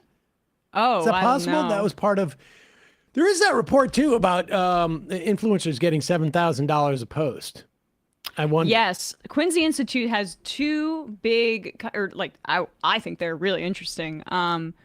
Responsible Statecraft has two articles that came out in the past few days. One is about the new TikTok investors' deep Zionism and connection to the Israeli government. And then the other is about how Israel is basically paying, according to documents that Responsible Statecraft got, 14 to 18 TikTok and Instagram influencers $7,000 per post. It's not enough. I mean, and I know everyone's seen these kinds of posts, right? There are people. I'll find one. You here. have. I know you sent it in the Slack. It's just kind of. It's relevant, Matt. This if you one have with it. the two influencers. Yes. Yeah. Okay. Let me see. We don't know if these are the people that. This is unbelievable. That Responsible Statecraft is Who's reporting this? on. These are just. We don't know the names, right? No, we don't know if. All right. Well, I mean, they're horrible regardless, but people can find it, and you know what we're referring to about like these influencers. So. I don't know who the people are. I don't both know who specifically the influencers are that are being paid, because we don't know that information. And I didn't know who those two people were. I don't know either. They're just like rage bait, basically. They shouldn't be doing it for free if they are. Right. It feels, and I just keep bringing it back to this, but Benjamin Netanyahu met with Dave Rubin, Tim Pool, and other That was under Chatham House rules. influencers earlier this year. If they're doing this with TikTokers, $7,000 a month, do you think they explored financing right-wing shows? Just throwing that out there, because we know that Tim Pool took money from Edward Gregorian, but that's dried up now because that was a Russian Has front. Tim Pool said definitively that he is not receiving payments from any outfit that is doing so on behalf of Israel? What was it? What was it? The LLC that they were doing it through? I mean, I think I will say this unequivocally: we do not get paid by anybody other than the advertisers that we actually read the advertisements for, our members, or the advertisements that run on YouTube, and then I guess we get also the Twitch Prime things. But all of the sources of our income are completely transparent, except for the fact that you don't know the name of the members. Outside of that, neither do we. Right, and also. But I want to thank them very much, each and every one. Right. But the members aren't also reaching out and being like, "I will cancel my very lucrative membership if you don't do X, Y, and Z." Sign this NDA. And if they did do that, they've made demands of us in the IMs. Sam, you will literally kick them off the show often if they're being a little bit too rude about it. It works easier on email because then I can, I'll fire them. Yep. But I wonder if Tim has said that because it's curious. But Tim has moved on at least the moment. Let's talk about this. It is being widely reported that at least the first ship of 11 people that we summarily executed as a country in the Caribbean Sea as they were traveling from Venezuela to Trinidad. And then I think they were actually, once they realized they're being tailed by a drone, they tried to turn back to Venezuela. It is being reported that those people now in Venezuela were just merely fishermen. And which makes sense because 11 people on a boat running drugs of that size does not make sense because you're wasting gas. You want it to be the drugs. Yeah. But nevertheless, here is Tim Pool sort of walking that fine line. Remember, Tim wants to both pretend he's sort of libertarian, sort of anti-war, but also pro-Trump. And also, against the pro-Palestine protesters. He needs to walk a line. It's quite a monkey's paw. One guy. And here he is. Oh, Matt was engaging in his classic. Can only listen to 3.7 times. That was actually Tim Pool in 0.75. I can't be watching that at normal speed. Okay, life is too short. Fall draft in 9 years. I don't want to be involved in a war overseas. We got enough problems with these narco gangs coming out of Venezuela and South America, bringing drugs through our border, child trafficking, all this really nasty stuff. And you know what should be happening? Venezuela should be saying, stop. These guys who are getting up on these boats with drugs should be like, I ain't doing that. Are you crazy? And that's what we are getting with a real Department of War. I got to tell you, 10 years ago, 15 years ago, we get, what was it? Collateral Murder was the name of the video put up by WikiLeaks. And I'm wondering why it is there is a video at all of, I think it was like an Apache or something, a helicopter strike on a bunch of guys, including a Reuters journalist. And it was this big scandal. Whoopsie. Why? Wait, what? Why is that the news that we're getting? Hold on. Wait. Hold on. Why was that the news? It was leaked by Chelsea Manning, and she was in jail for years because of that specific video. We are confused, Tim. Is he? Does he not know what? Does he think it was accidentally leaked by the U.S. government? He does this weird thing where he tries to play both sides, but that was an example where the president was a liberal, and the liberals were the ones upset about that too. Also, that was during during Obama. Well, they were the ones who imprisoned Chelsea Manning for the leak. Right. This was the leak came out under Obama too. Yeah. And I'm just to self-centeredly point out, he's reappropriating Whoopsie. I think, or maybe that's just the thing. No, there's no way. Okay, whatever. It's just a Mortal Kombat. I guess. Also, how are we getting out of foreign wars by bombing and trying to provoke? We're trying to provoke Venezuela. It's just like he doesn't seem to he doesn't know the history of that, or he never bothered to. But go ahead. Okay. What are we doing over there? No, I get it. You had the Gulf War. You had weapons of mass destruction, whatever the claims were. And I'm just like, what is this? The obsession that the liberal economic order had, the European and U.S. forces with going overseas and nation building. They were trying to Pause it was nation. Incidentally, it was a conservative Republican president who led us into that war. And it wasn't liberal economic order nation building. It was the global war on terror. And what does he think we're doing in Venezuela? We are explicitly saying that that is for regime change purposes. What Trump is doing is bombing a ship, we now know we're fishermen, in order to provoke the Venezuelan government to respond so we can wage war or regime change against them. Is he just unknowledgeable about the history, or is he trying to sort of cram the history into fit as a premise for what he's about to say? I think it's hard to answer those questions definitively because I think Tim has two hemispheres of his brain that work independently. The one which is basically anti-war, saying I don't trust the government, and the other that says like I'm very proud of what Pete Hegseth and Donald Trump are doing. As Secretary of War. Nation building, right? What does that have to do with making the American people live better lives? Now, let me say this. I'm not so stupid or naive to think that with Hegseth and Trump, we won't get similar things. I don't trust any of these guys to a certain degree. I certainly see with Trump and Hegseth tremendous improvements. Trump has done amazing things working towards peace. They announced the other day this Gaza-Israel peace plan, which I don't trust Israel at all. And there's reports now that Netanyahu's already trying to walk back the agreement, but it won't matter. You're going up against Trump and Hegseth, and these guys. Wait. These are not the weak, woke military of yesterday. Feels like you trust them. Yeah. Wait, didn't you just say you don't trust them all the way? But Two hemispheres. Let's not listen to what Benjamin Netanyahu said about not abiding by the ceasefire, or the fact that he already did this earlier in January and just like didn't abide by the terms that Trump supposedly negotiated, and did this with Biden as well. We just trust the strong men that make Tim feel safe. But I don't trust them all the way. But I'm proud of what they're doing. And I love them. Here he gets to the boat. So here's what I'm interested in. I see these drone strikes on these narco gangs, and the first thing I think is let's be honest. Are we going to trust the government?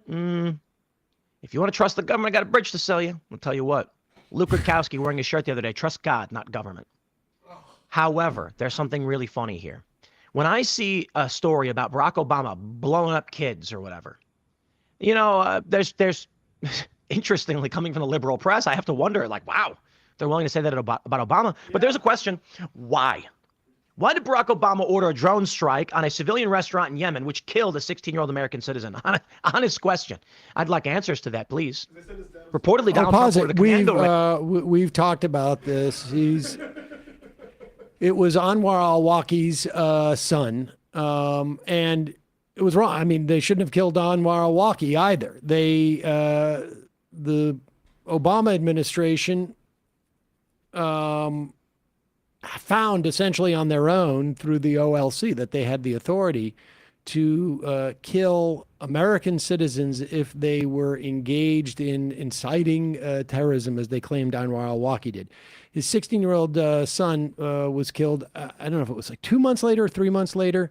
And the only response that ever came from the White House was the guy who went on, I think, to work for Uber. I can't remember which one, who said, well, he had a bad dad. Oh, Malcolm Nance. No, it wasn't Malcolm Nance. Malcolm Nance we had on this program, but it was one of Gibbs. Gibbs. Yeah. I think it was Gibbs.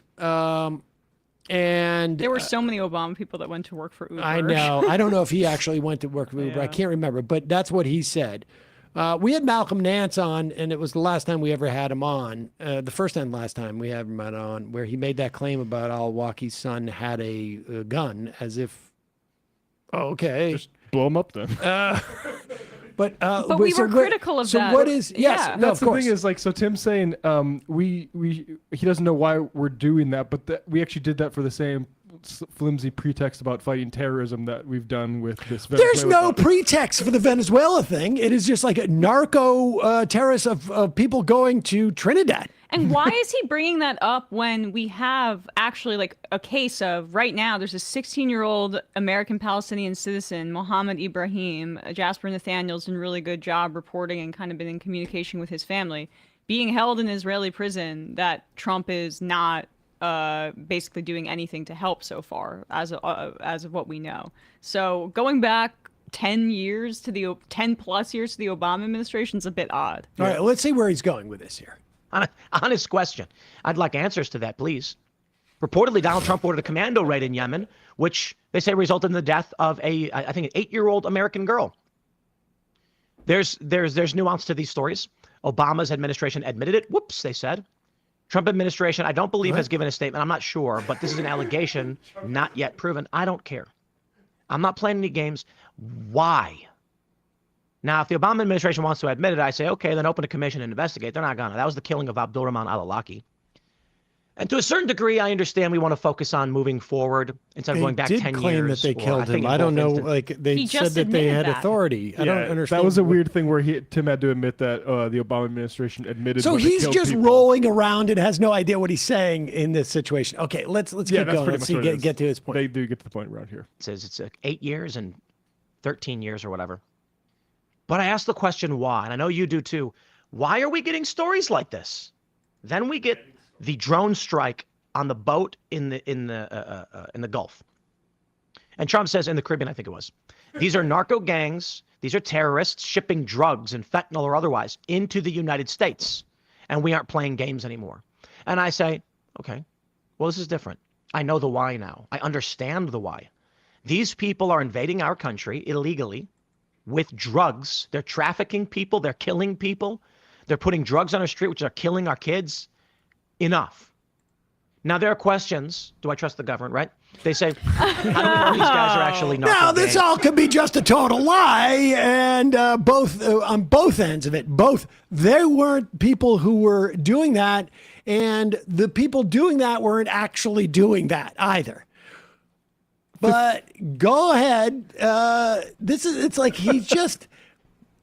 How can he? It's like watching like a kid play with like G.I. Joe. Yeah. It's like this is all fictional, but it's also real, and they're going. G.I. Joe's going at each other, and this G.I. Joe was killed, but he's alive again. And this is all real, but I don't believe any of it. But it's real.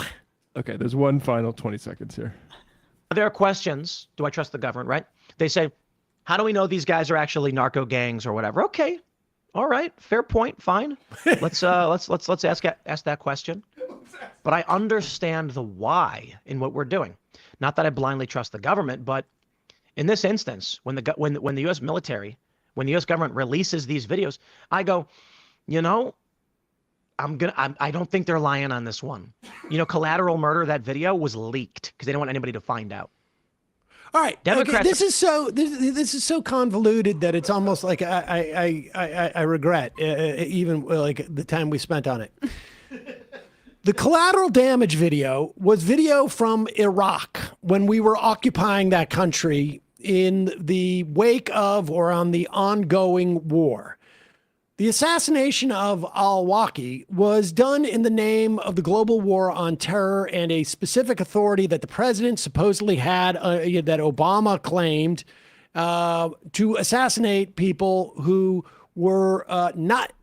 Al-Awlaki had nothing to do with Iraq, but theoretically, the why that he so desperately wanted was it's protecting us from terrorism, which is just as flimsy as the Trump administration saying it's protecting us from terrorism. Yes.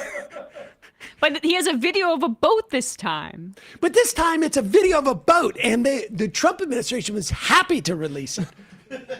There was no video that we know of al-Awlaki getting killed. It's just mashing together all sorts of things that are like, it's G.I. Joe, and it's also John Wayne fighting the Indians, and they're all going together, and the good guys. That's the whole point. He's confusing Trump's shameless bloodlust and psychopathy with transparency, which is pretty much the MAGA base, He right? he has the stupidest audience. Probably collected on the more than internet. Dave. Yeah, I think so. I think so. Yeah, I think Dave Rubin might be a better stringer of thoughts. I don't know. Well, I don't know about that. I don't. We don't need to rank, but that was pretty rough. I couldn't. It was hard It's to not follow. a competition. It's not. That's the important thing to remember. Yeah, chocolate and vanilla. I'm gonna try and call in. Oh, wait, did you set up the thing?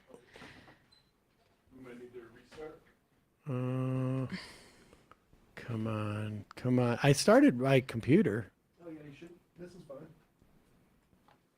I'll look out for it. Let's see here. Come on. There we go. How come we're getting a little bit of it's a little bit like broken up, like a little digit. Do you hear that, or is that me? The number, ladies and gentlemen, is 646-257-3920, 646-257-3920, 646-257-3920 is the number. Should we do this Jim Brewer thing just to get it out of the way? Because, the Jimmy Kimmel thing is going to pass, and then we can do a little bit more serious stuff. What do you mean, should we do this Jim Brewer thing? You've been dying to do the Jim I've Brewer been thing. I know, but now it's like almost getting timed out.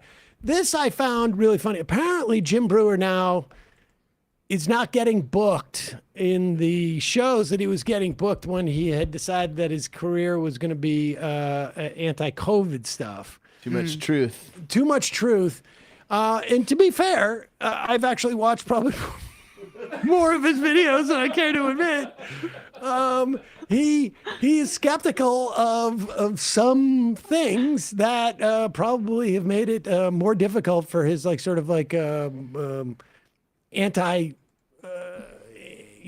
anti-vax crowd. He recently made a video where he tagged Ron DeSantis in the video and asked him to explain the airplane vapor trails that he. The point being that he could be following some narratives that are starting to make some of the more mainstream lunatics uncomfortable. But here he is. Goat Boy takes on chemtrails. Also, I just want to make. How do you think you become Goat Boy? I mean, honestly, this could be like the last video of Brewers that we could ever really talk about without starting to feel like awkward, if you know what I mean. But here he is. Did you ever see that movie King of Comedy? Or, I love that movie. Of course. And there's that scene where De Niro is Pupkin. Yeah, he's performing stand-up in his mother's basement. Yeah, mother's basement with a recording of laughter and like a picture of an audience. I don't know why that came to me, but here's Jim Brewer doing stand-up, I think by himself. Oh.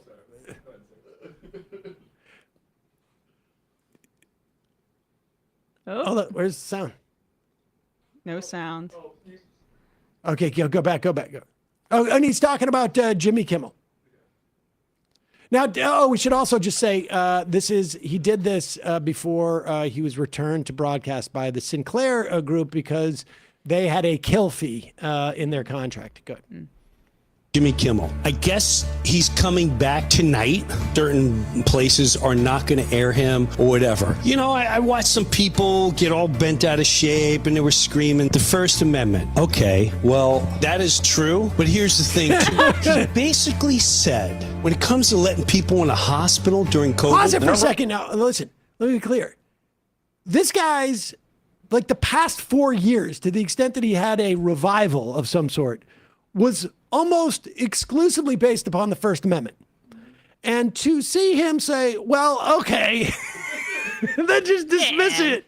Like it's been his life's work for the past 3 years. All these truth tellers. And it's like, well, the First Amendment, but, and then wait to the joke that apparently Jim Breuer has been like nurturing for years. 5 years. 5 years that Jimmy Kimmel delivered that according to Jim Breuer makes Kimmel he doesn't even get the first. I'll just point out the song he's using in this is the song that was used in the 28 Days Later trailer by Godspeed You Black Emperor. Well, because all the vax people zombies are zombies, yes.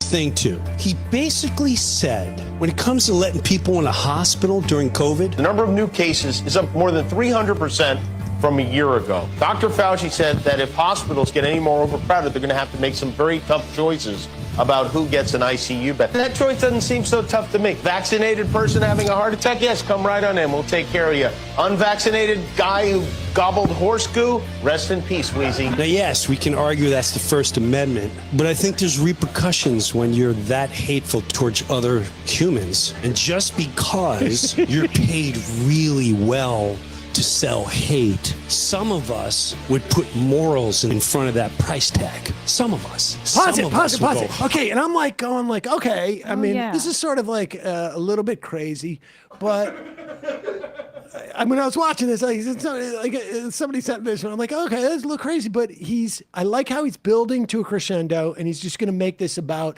morals.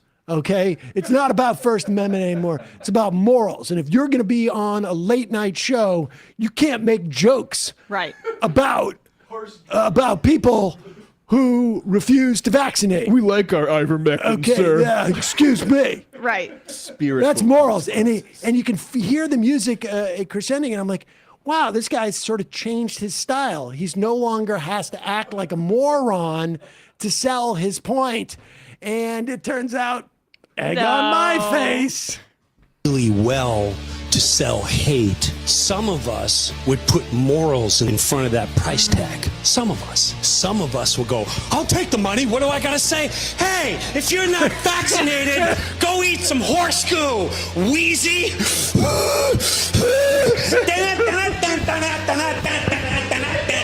He's so brilliant. He's on our side. He's smart. He listens to the scientists. He listens to the specialists. He must be right. He's on television. Quack, quack. Jim, quiet down. I'm trying to watch my programs up here. No noise complaint. Jimmy, stop podcasting in the basement. The lasagna's ready. Now I gotta redo it. I listen to the scientists.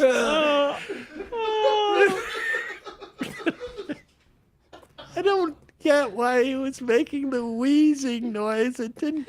Also, he's making fun. It's just total association. He said the joke about wheezing people, so I will make the wheezing noise.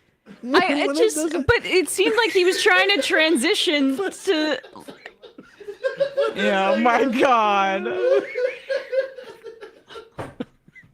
Honestly, I laughed out loud when he immediately went into he just got that point.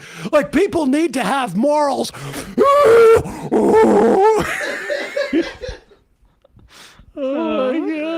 Oh my God. Easy.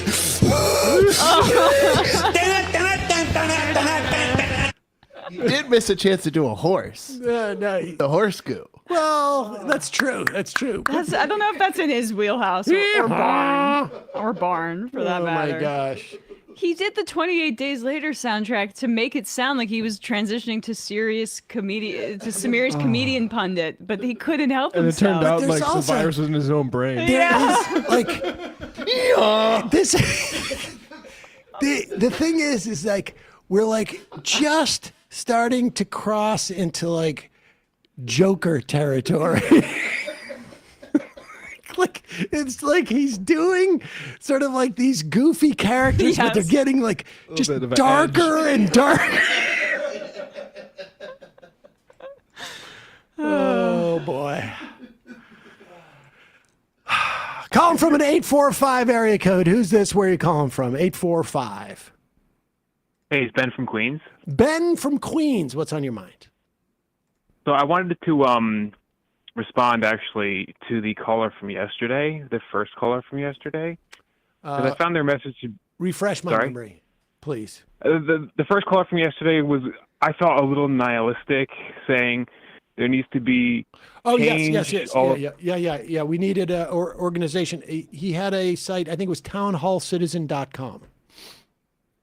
And so I want to address, like, I agree that our problems can seem very large and insurmountable, but I think if you look at organizations in your area, like, I want all the listeners and viewers to think, like, what do you care about? Because, for example, I care about childcare. I have 2 children. So I'm a parent leader with New Yorkers United for Childcare. That's right now where I focus my energy, where I can make an improvement in my life and the life of those around me, and it goes towards, like, Zoran Mamdani's it's one of his platforms, Universal Childcare. Right. So I want sorry. No, I said right. So I implore listeners and viewers, like, focus on a small issue and see if you can join an organization addressing that issue. And if that organization doesn't exist, maybe you can start it. Yes, and I will say that the second and third order value of what you're doing is, obviously the first order is you're advocating for that change that you want to see and that solution for your problem. But you're also building relationships that, if there is a larger issue or one that is outside of that purview, I should say, you have relationships and if not an organization that can also start to branch out in other areas. It may not, or it may. It can develop leaders who may end up like joining another organization and becoming, that is the way that it ultimately works. The idea that, like, people without any type of organizational structure are going to be able to rise up, and it's unlikely that you're going to be able to achieve anything without any type of organizational structure. B, without that organizational structure, in the event that you do come to power, you are very, very susceptible to going sideways because you don't know necessarily, like, there's no rudder. Right. And community, I would say, in the form you're talking about, but if it can be community in a variety of different ways. But when you're trying to channel it politically, it is the best antidote to fascism in many ways. I mean, AOC was saying it on Hayes about not being despondent and how the fascists win is if they, people are scared into submission and aren't willing to engage anymore. But part of why the Christian fundamentalists in this country are so obsessed with gutting the state capacity to provide for people is they want there to be no sense of community or no outlet for community other than the church, and then get back to work and work for a capitalist, basically. So there's a threat in having community connection in a variety of different contexts. That's also why they're so scared of cities, because it's a bunch of different people from all of, of different walks of life interacting with one another and learning from each other's experiences. It is a powerful antidote. And I would just like to say, I think the thing I reacted most negatively to was that the idea that all these organizations are useless. That's not a good that wasn't a proper reading of Jane McAlevey, who in fact worked with DSA. And has a discussion of no shortcuts here. Some of these links are broken, but the second one, you can watch these video calls. But you need to be taking part. First, it needs to be labor-oriented, which Jane McAlevey also says labor strikes are the real way to fight fascism. Community groups, broadly speaking, that aren't around organizing workplaces are very important, but you really need the labor element of that. But also, short of that, you need to join a group like Indivisible or DSA to start putting her teachings in place. It isn't the case where you put up a list of principles and expect people to rally around it. That's just not how politics works. Appreciate the call. Thanks. Hey, sorry, one more. Can I do one more really quick thing? Yeah. A little while ago, I sent an email to majorityreporters@gmail.com pitching an interview. I'm going to bump it. Even if the answer is no, could you just get back to me so that I can tell my organization? Thank you so much. All right. Appreciate the call. Have a good one. We'll look for that email. Duber, yes, the first caller is so right. People should try and get involved in something they're passionate about and changing and try and stick with it and not get pulled in 100 directions. Stay focused and you'll be a more clear communicator and make real change that will help build the connections Sam mentioned.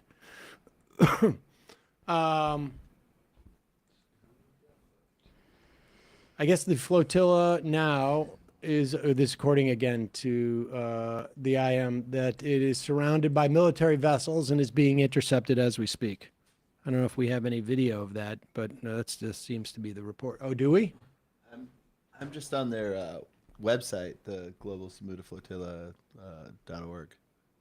And I can't tell exactly what's going on, so I don't want to say anything. All right. Well, all right. Well, let's get to number 11. This is an interesting thing to admit in a debate. It's not terribly inconsistent with the Republican perspective. This is the lieutenant governor race in New Jersey. In New Jersey, and I think this is the the Republican. Is this Citarelli's? Sorry, the Republican's nominee for governor. This is his lieutenant pick governor. For lieutenant governor. Okay, so this is the debate for lieutenant governor. Now, this is not like in New York. I think they run separately, right? Or no, I should say in some states they do. In New Jersey, this lieutenant governor is part of the sort of ticket, as it were. I should say. The Morris County Sheriff. And interesting choice for lieutenant governor. And I guess the wonder if, if the top of the ticket agrees with this as well. But interesting pitch. Taxes are on the table, but I'd be careful of millionaire taxes. They're employing us. They're also new employing. taxes are on the table in New Jersey in your administration? Well, you have to look at it. You have to look at the whole thing. But what I'm saying is millionaires, we can't just beat up the millionaires. The millionaires many times are our employers. They're employing us. Oh, all right. Weird thing for a sheriff to say, personally. Yes. He doesn't have the political tact yet to talk around the obvious truth that, yes, Republicans are representing millionaires and billionaires, too. But what is like the theory here that they're going to move away? Yep. They're going to move away from New Jersey. All the millionaires are going to move away. And then there's going to be no employment because all the demand for what? So let me just walk through this here for a second. Really rich guy owns a bakery. People come into that bakery. I'm going to buy a pie. I'm going to buy a croissant. I'm going to buy a bagel. I'm going to buy some bread. If that rich guy decides, oh, you're taxing me too much, I'm not going to hire people. And we go there and the line ends up having to be, take me an hour. Somebody else is going to open up another bakery. And because there's demand. Like, that's the question. Your business is a function of demand. There is no millionaire who has ever said, I'm not going to expand my business because my profits are being cut into. That's, in fact, the reason why people do expand their business, because they want more profit. Yeah. And the Cheryl's campaign better get on this quickly, because as we see voter registration down for Democrats across the country, there was a deeply concerning poll that came out last week showing that she is tied with the Republican in the state of New Jersey. And yeah, there are states like in the Northeast that are obsessed with electing Republicans despite being blue states. And I don't know why that is the case, especially in New England. But the money, yeah. But this is not the environment that this should be happening in. The Trump administration is historically unpopular, and Cheryl was the kind of middle of the road pick in that race. Comes from was my old rep in where I grew up. Wasn't as like Josh Gottheimer, who was just like Zionist, AIPAC. I'm basically a Republican in everything but the D next to my name.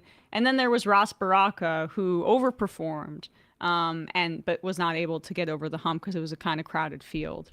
And Cheryl has got to fully embrace a more populist message. And that's a gift to her if she chooses to, because there's no reason that a Republican should win this governor's race in New Jersey.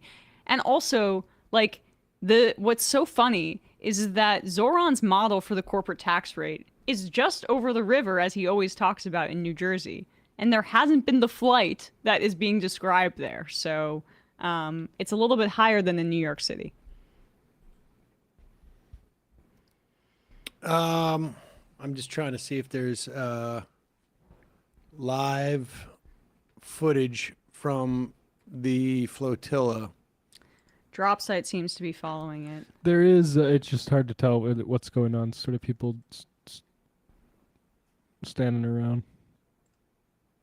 But I mean, this is real danger that folks. I mean, shout out to we had Greg Stoker on a few weeks ago from the flotilla. Obviously, Greta, other activists on board, sending them, a hug through the internet right now, because it's very brave and scary what they're doing. World needs to step up and protect that stuff and stop leaving it to heroic individuals to try to get aid into people being starved in front of our faces. Yeah. Let's do number 10. What is the name of the person who? Can we play it? I DM'd the source and they haven't gotten back to me. All right. Well, let's. We can play it tomorrow, I guess. I want to hear back from them. I don't want to get a strike, and it's unclear to me what's. But we're talking about this. There's video of, again, these goons, these ICE goons, masked ICE goons, fascists, who slammed a reporter into another reporter who ended up falling on the ground and landing on his head and had to be taken to the hospital in a neck brace. These guys are just animals. These ICE people are animals, and they should be held to be account. In the First Amendment case, I want to talk about this too, actually, because this is really important case. Reagan appointee up in Massachusetts, U.S. District Court judge, William Young, found that the Trump administration's deportation policies that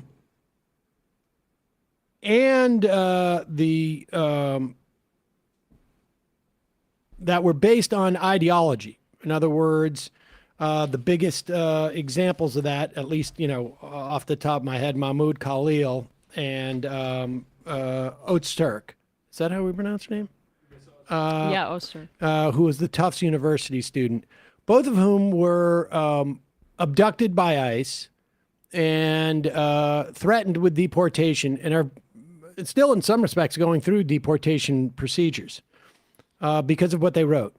Remember, neither one of them are citizens. They were here legally, ostensibly at the discretion of Marco Rubio, who said the State Department could pull anybody's visa for any reason at any time. That may be true, but you can't do it for any reason. You can't do it because of speech. And you can't do it because somebody holds an ideology, regardless of their citizenship status. The judge wrote, this case, perhaps the most important ever to fall within the jurisdiction of this district court, squarely presents the issue whether non-citizens lawfully present here in the United States actually have the same free speech rights as the rest of us. The court answers this Constitution question unequivocally, yes, they do. Ronald Reagan nominee.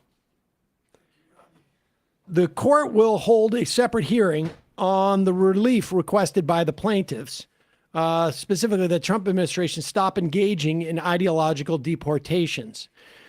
But that premise, or I should say that conclusion, is it's backed by many U.S. Supreme Court cases. But it is also quite obvious. The First Amendment does not bestow rights upon the individual. Those rights exist, according to the First Amendment. It curtails the ability of government to do something to these people. To infringe upon those rights. Yes, and these are rights that are not granted by their citizenship. There are rights that they have by virtue of being within the jurisdiction of the U.S. government, which is curtailed in its actions. And those actions are, we cannot leverage government largesse, government policy, government force against people based upon something that they say or protest or think or write. That's the point. And a lot of people don't seem to understand. It's the same thing with due process. People, if they are within the jurisdiction of the United States, must be afforded due process, not because they as an individual earn that right by being a citizen, because the government, to protect all the people within the borders of the United States, must have to prove its accusations for everyone to be free from tyranny. That's the point. And so this is good news coming out of that court. The guy also said, just as an aside, was talking about the policy of ICE, of masks. Oh, masks too. Yeah, right. ICE is masks. And he, I have that here if you want that it. quote that read his quote about. Here it is. And there's the issue of masks. This court has listened carefully to the reasons given by Oetzerk's captors for masking up and has heard the same reasons advanced by the defendant Todd Lyons, acting director of ICE. It rejects this testimony as disingenuous, squalid, and dishonorable. ICE goes masked for a single reason: to terrorize Americans into quiescence. Small wonder ICE often seems to need our respected military to guard them as they go about implementing our immigration laws. It should be noted that our troops do not ordinarily wear masks. Can you imagine a masked Marine? It's a matter of honor, and honor still matters. To us, masks are associated with cowardly desperados and the despised Ku Klux Klan. In all our history, we have never tolerated an armed, masked, secret police. And that's It was really well said. The guy's 85 years old. This Reagan appointee.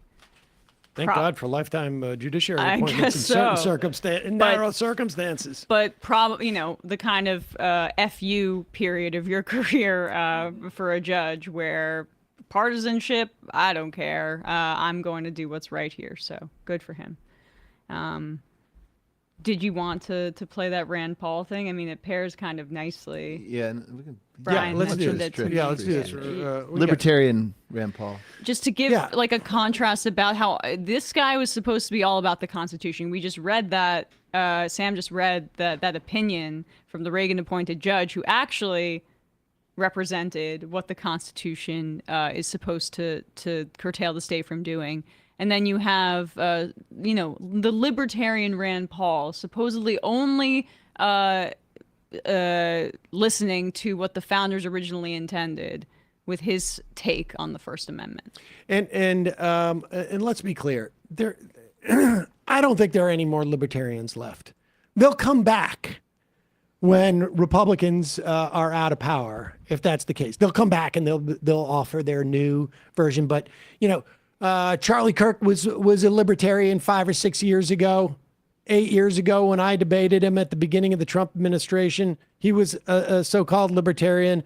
He was, going around to TPUSA with gay people trying to sort of sell their libertarian vision of America.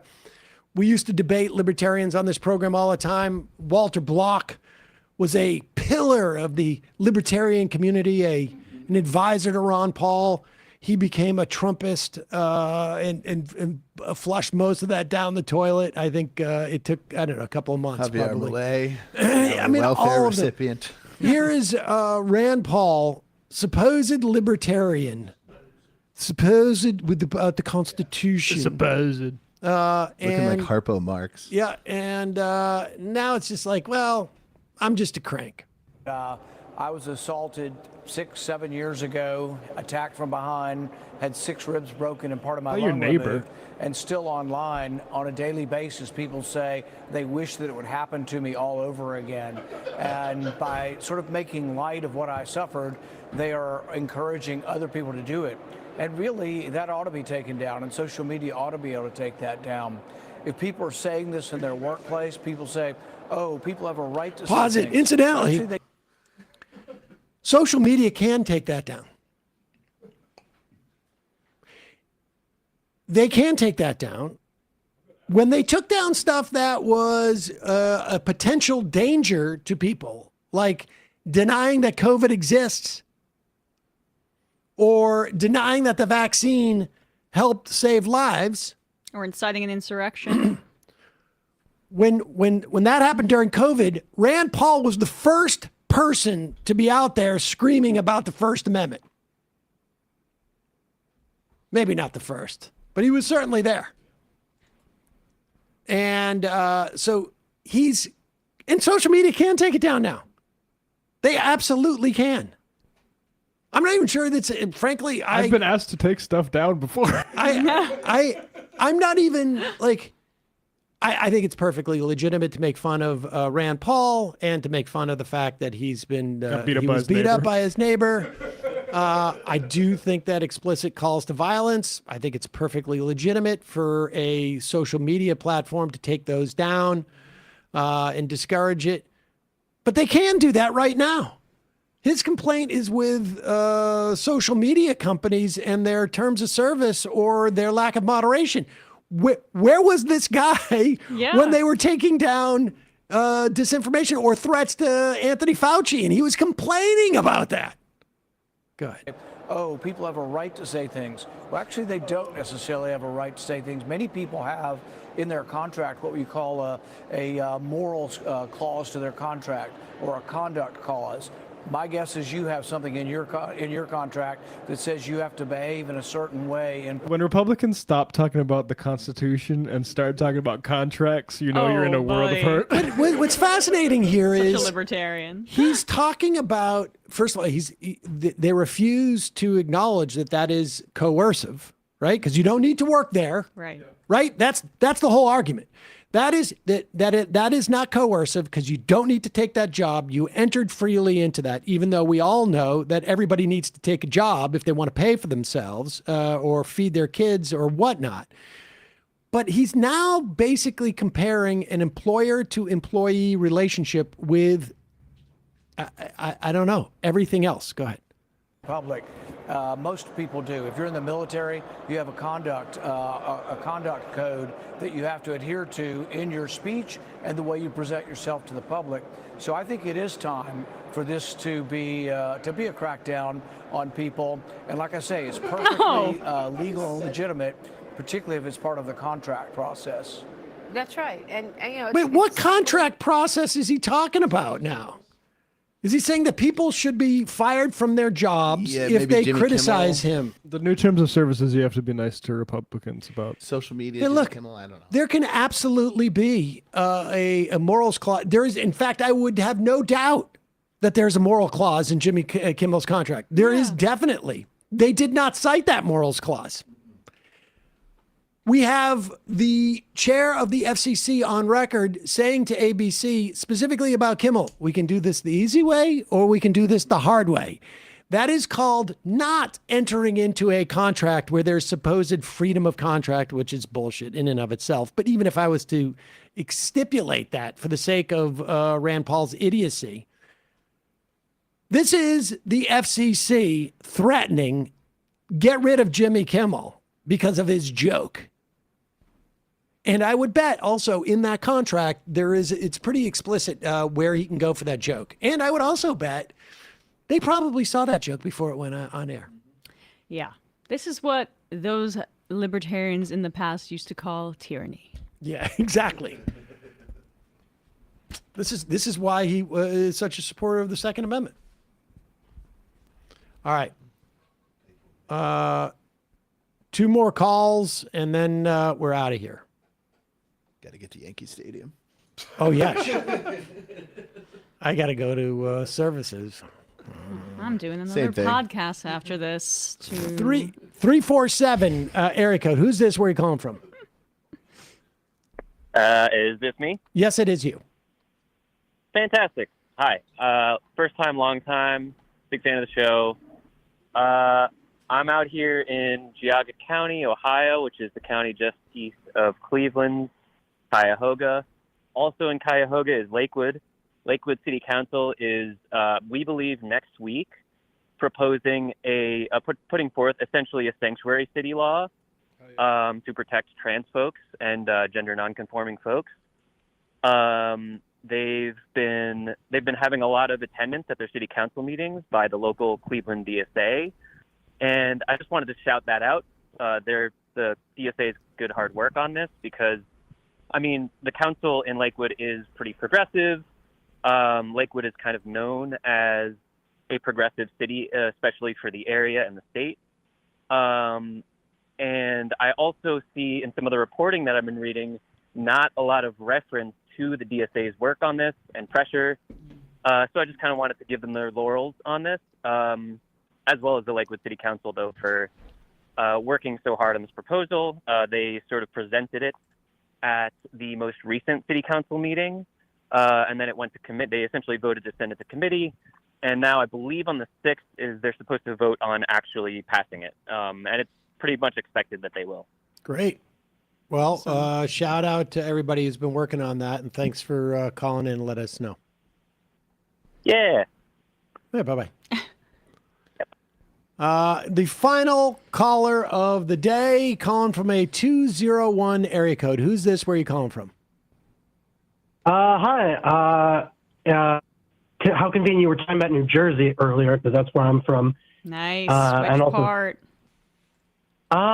I'm in Gottheimer's district, actually. Thank you for ripping into him. I hope he fucking gets primaried already. Northern New Jersey. Yeah, and also it's Chitterelli, or as we call him, Shitterelli. Just correcting him again. Gosh, sorry. This is a real New Jersey no call. problem. It also segues in what I want to talk about, because I mean, I don't like Mikey Sherrill, but I hope she wins because New Jersey is part of the Northeastern Health Collective.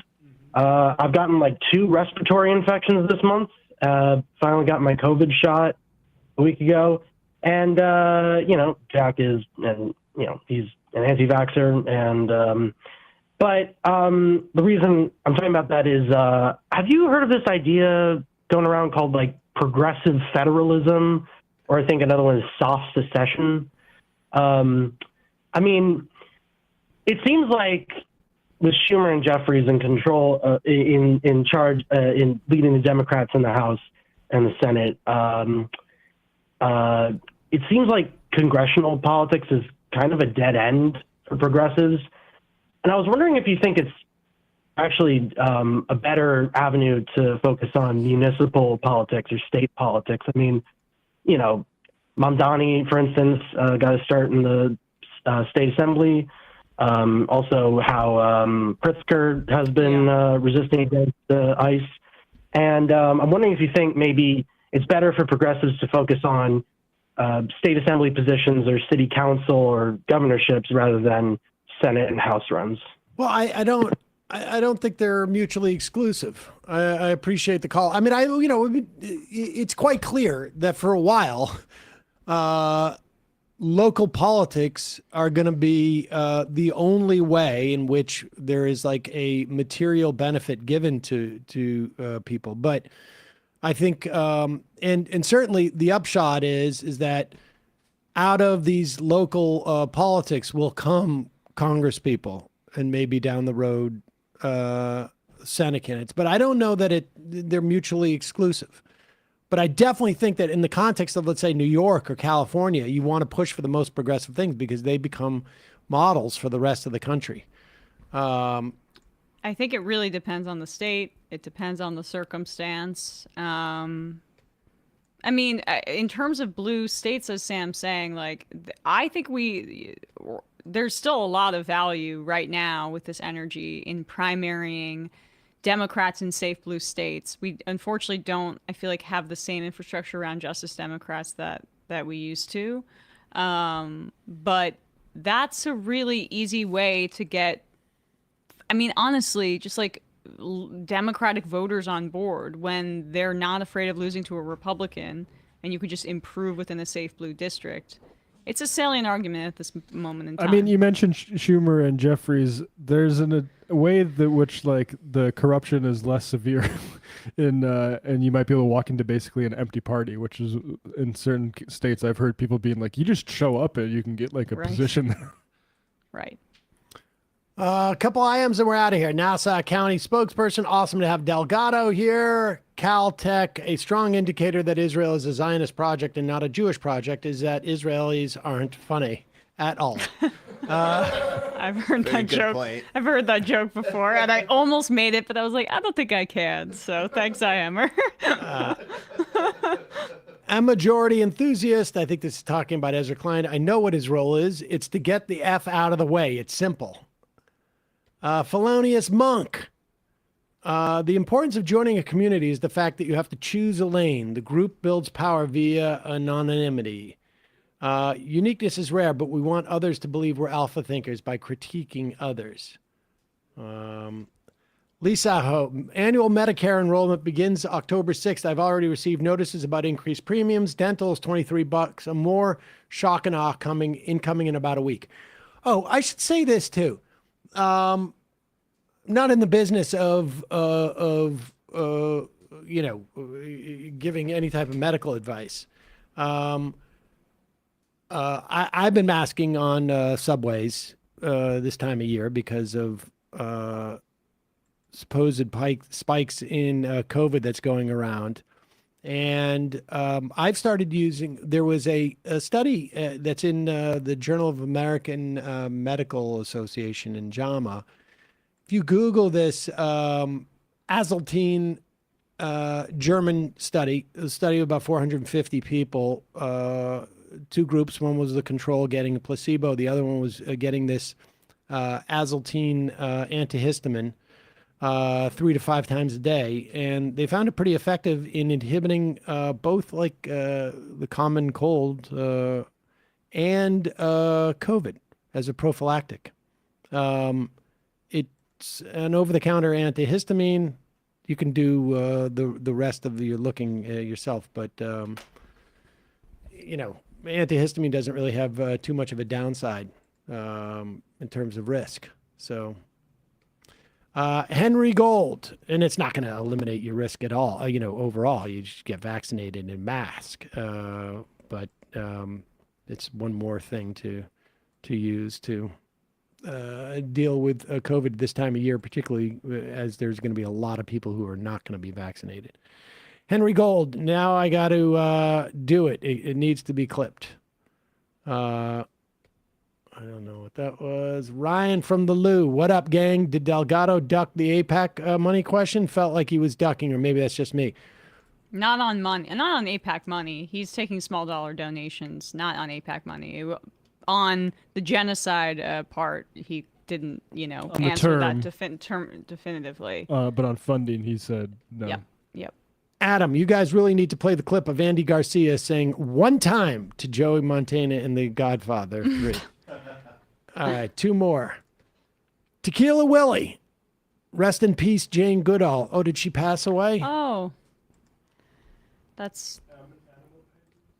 And the final I am of the day, Ralph. Jim Brewer is finally funny. At Brian, Emma, good job today. Go Sox. It might take all the strength I got to get to where I want, but I know somehow I'm gonna get there.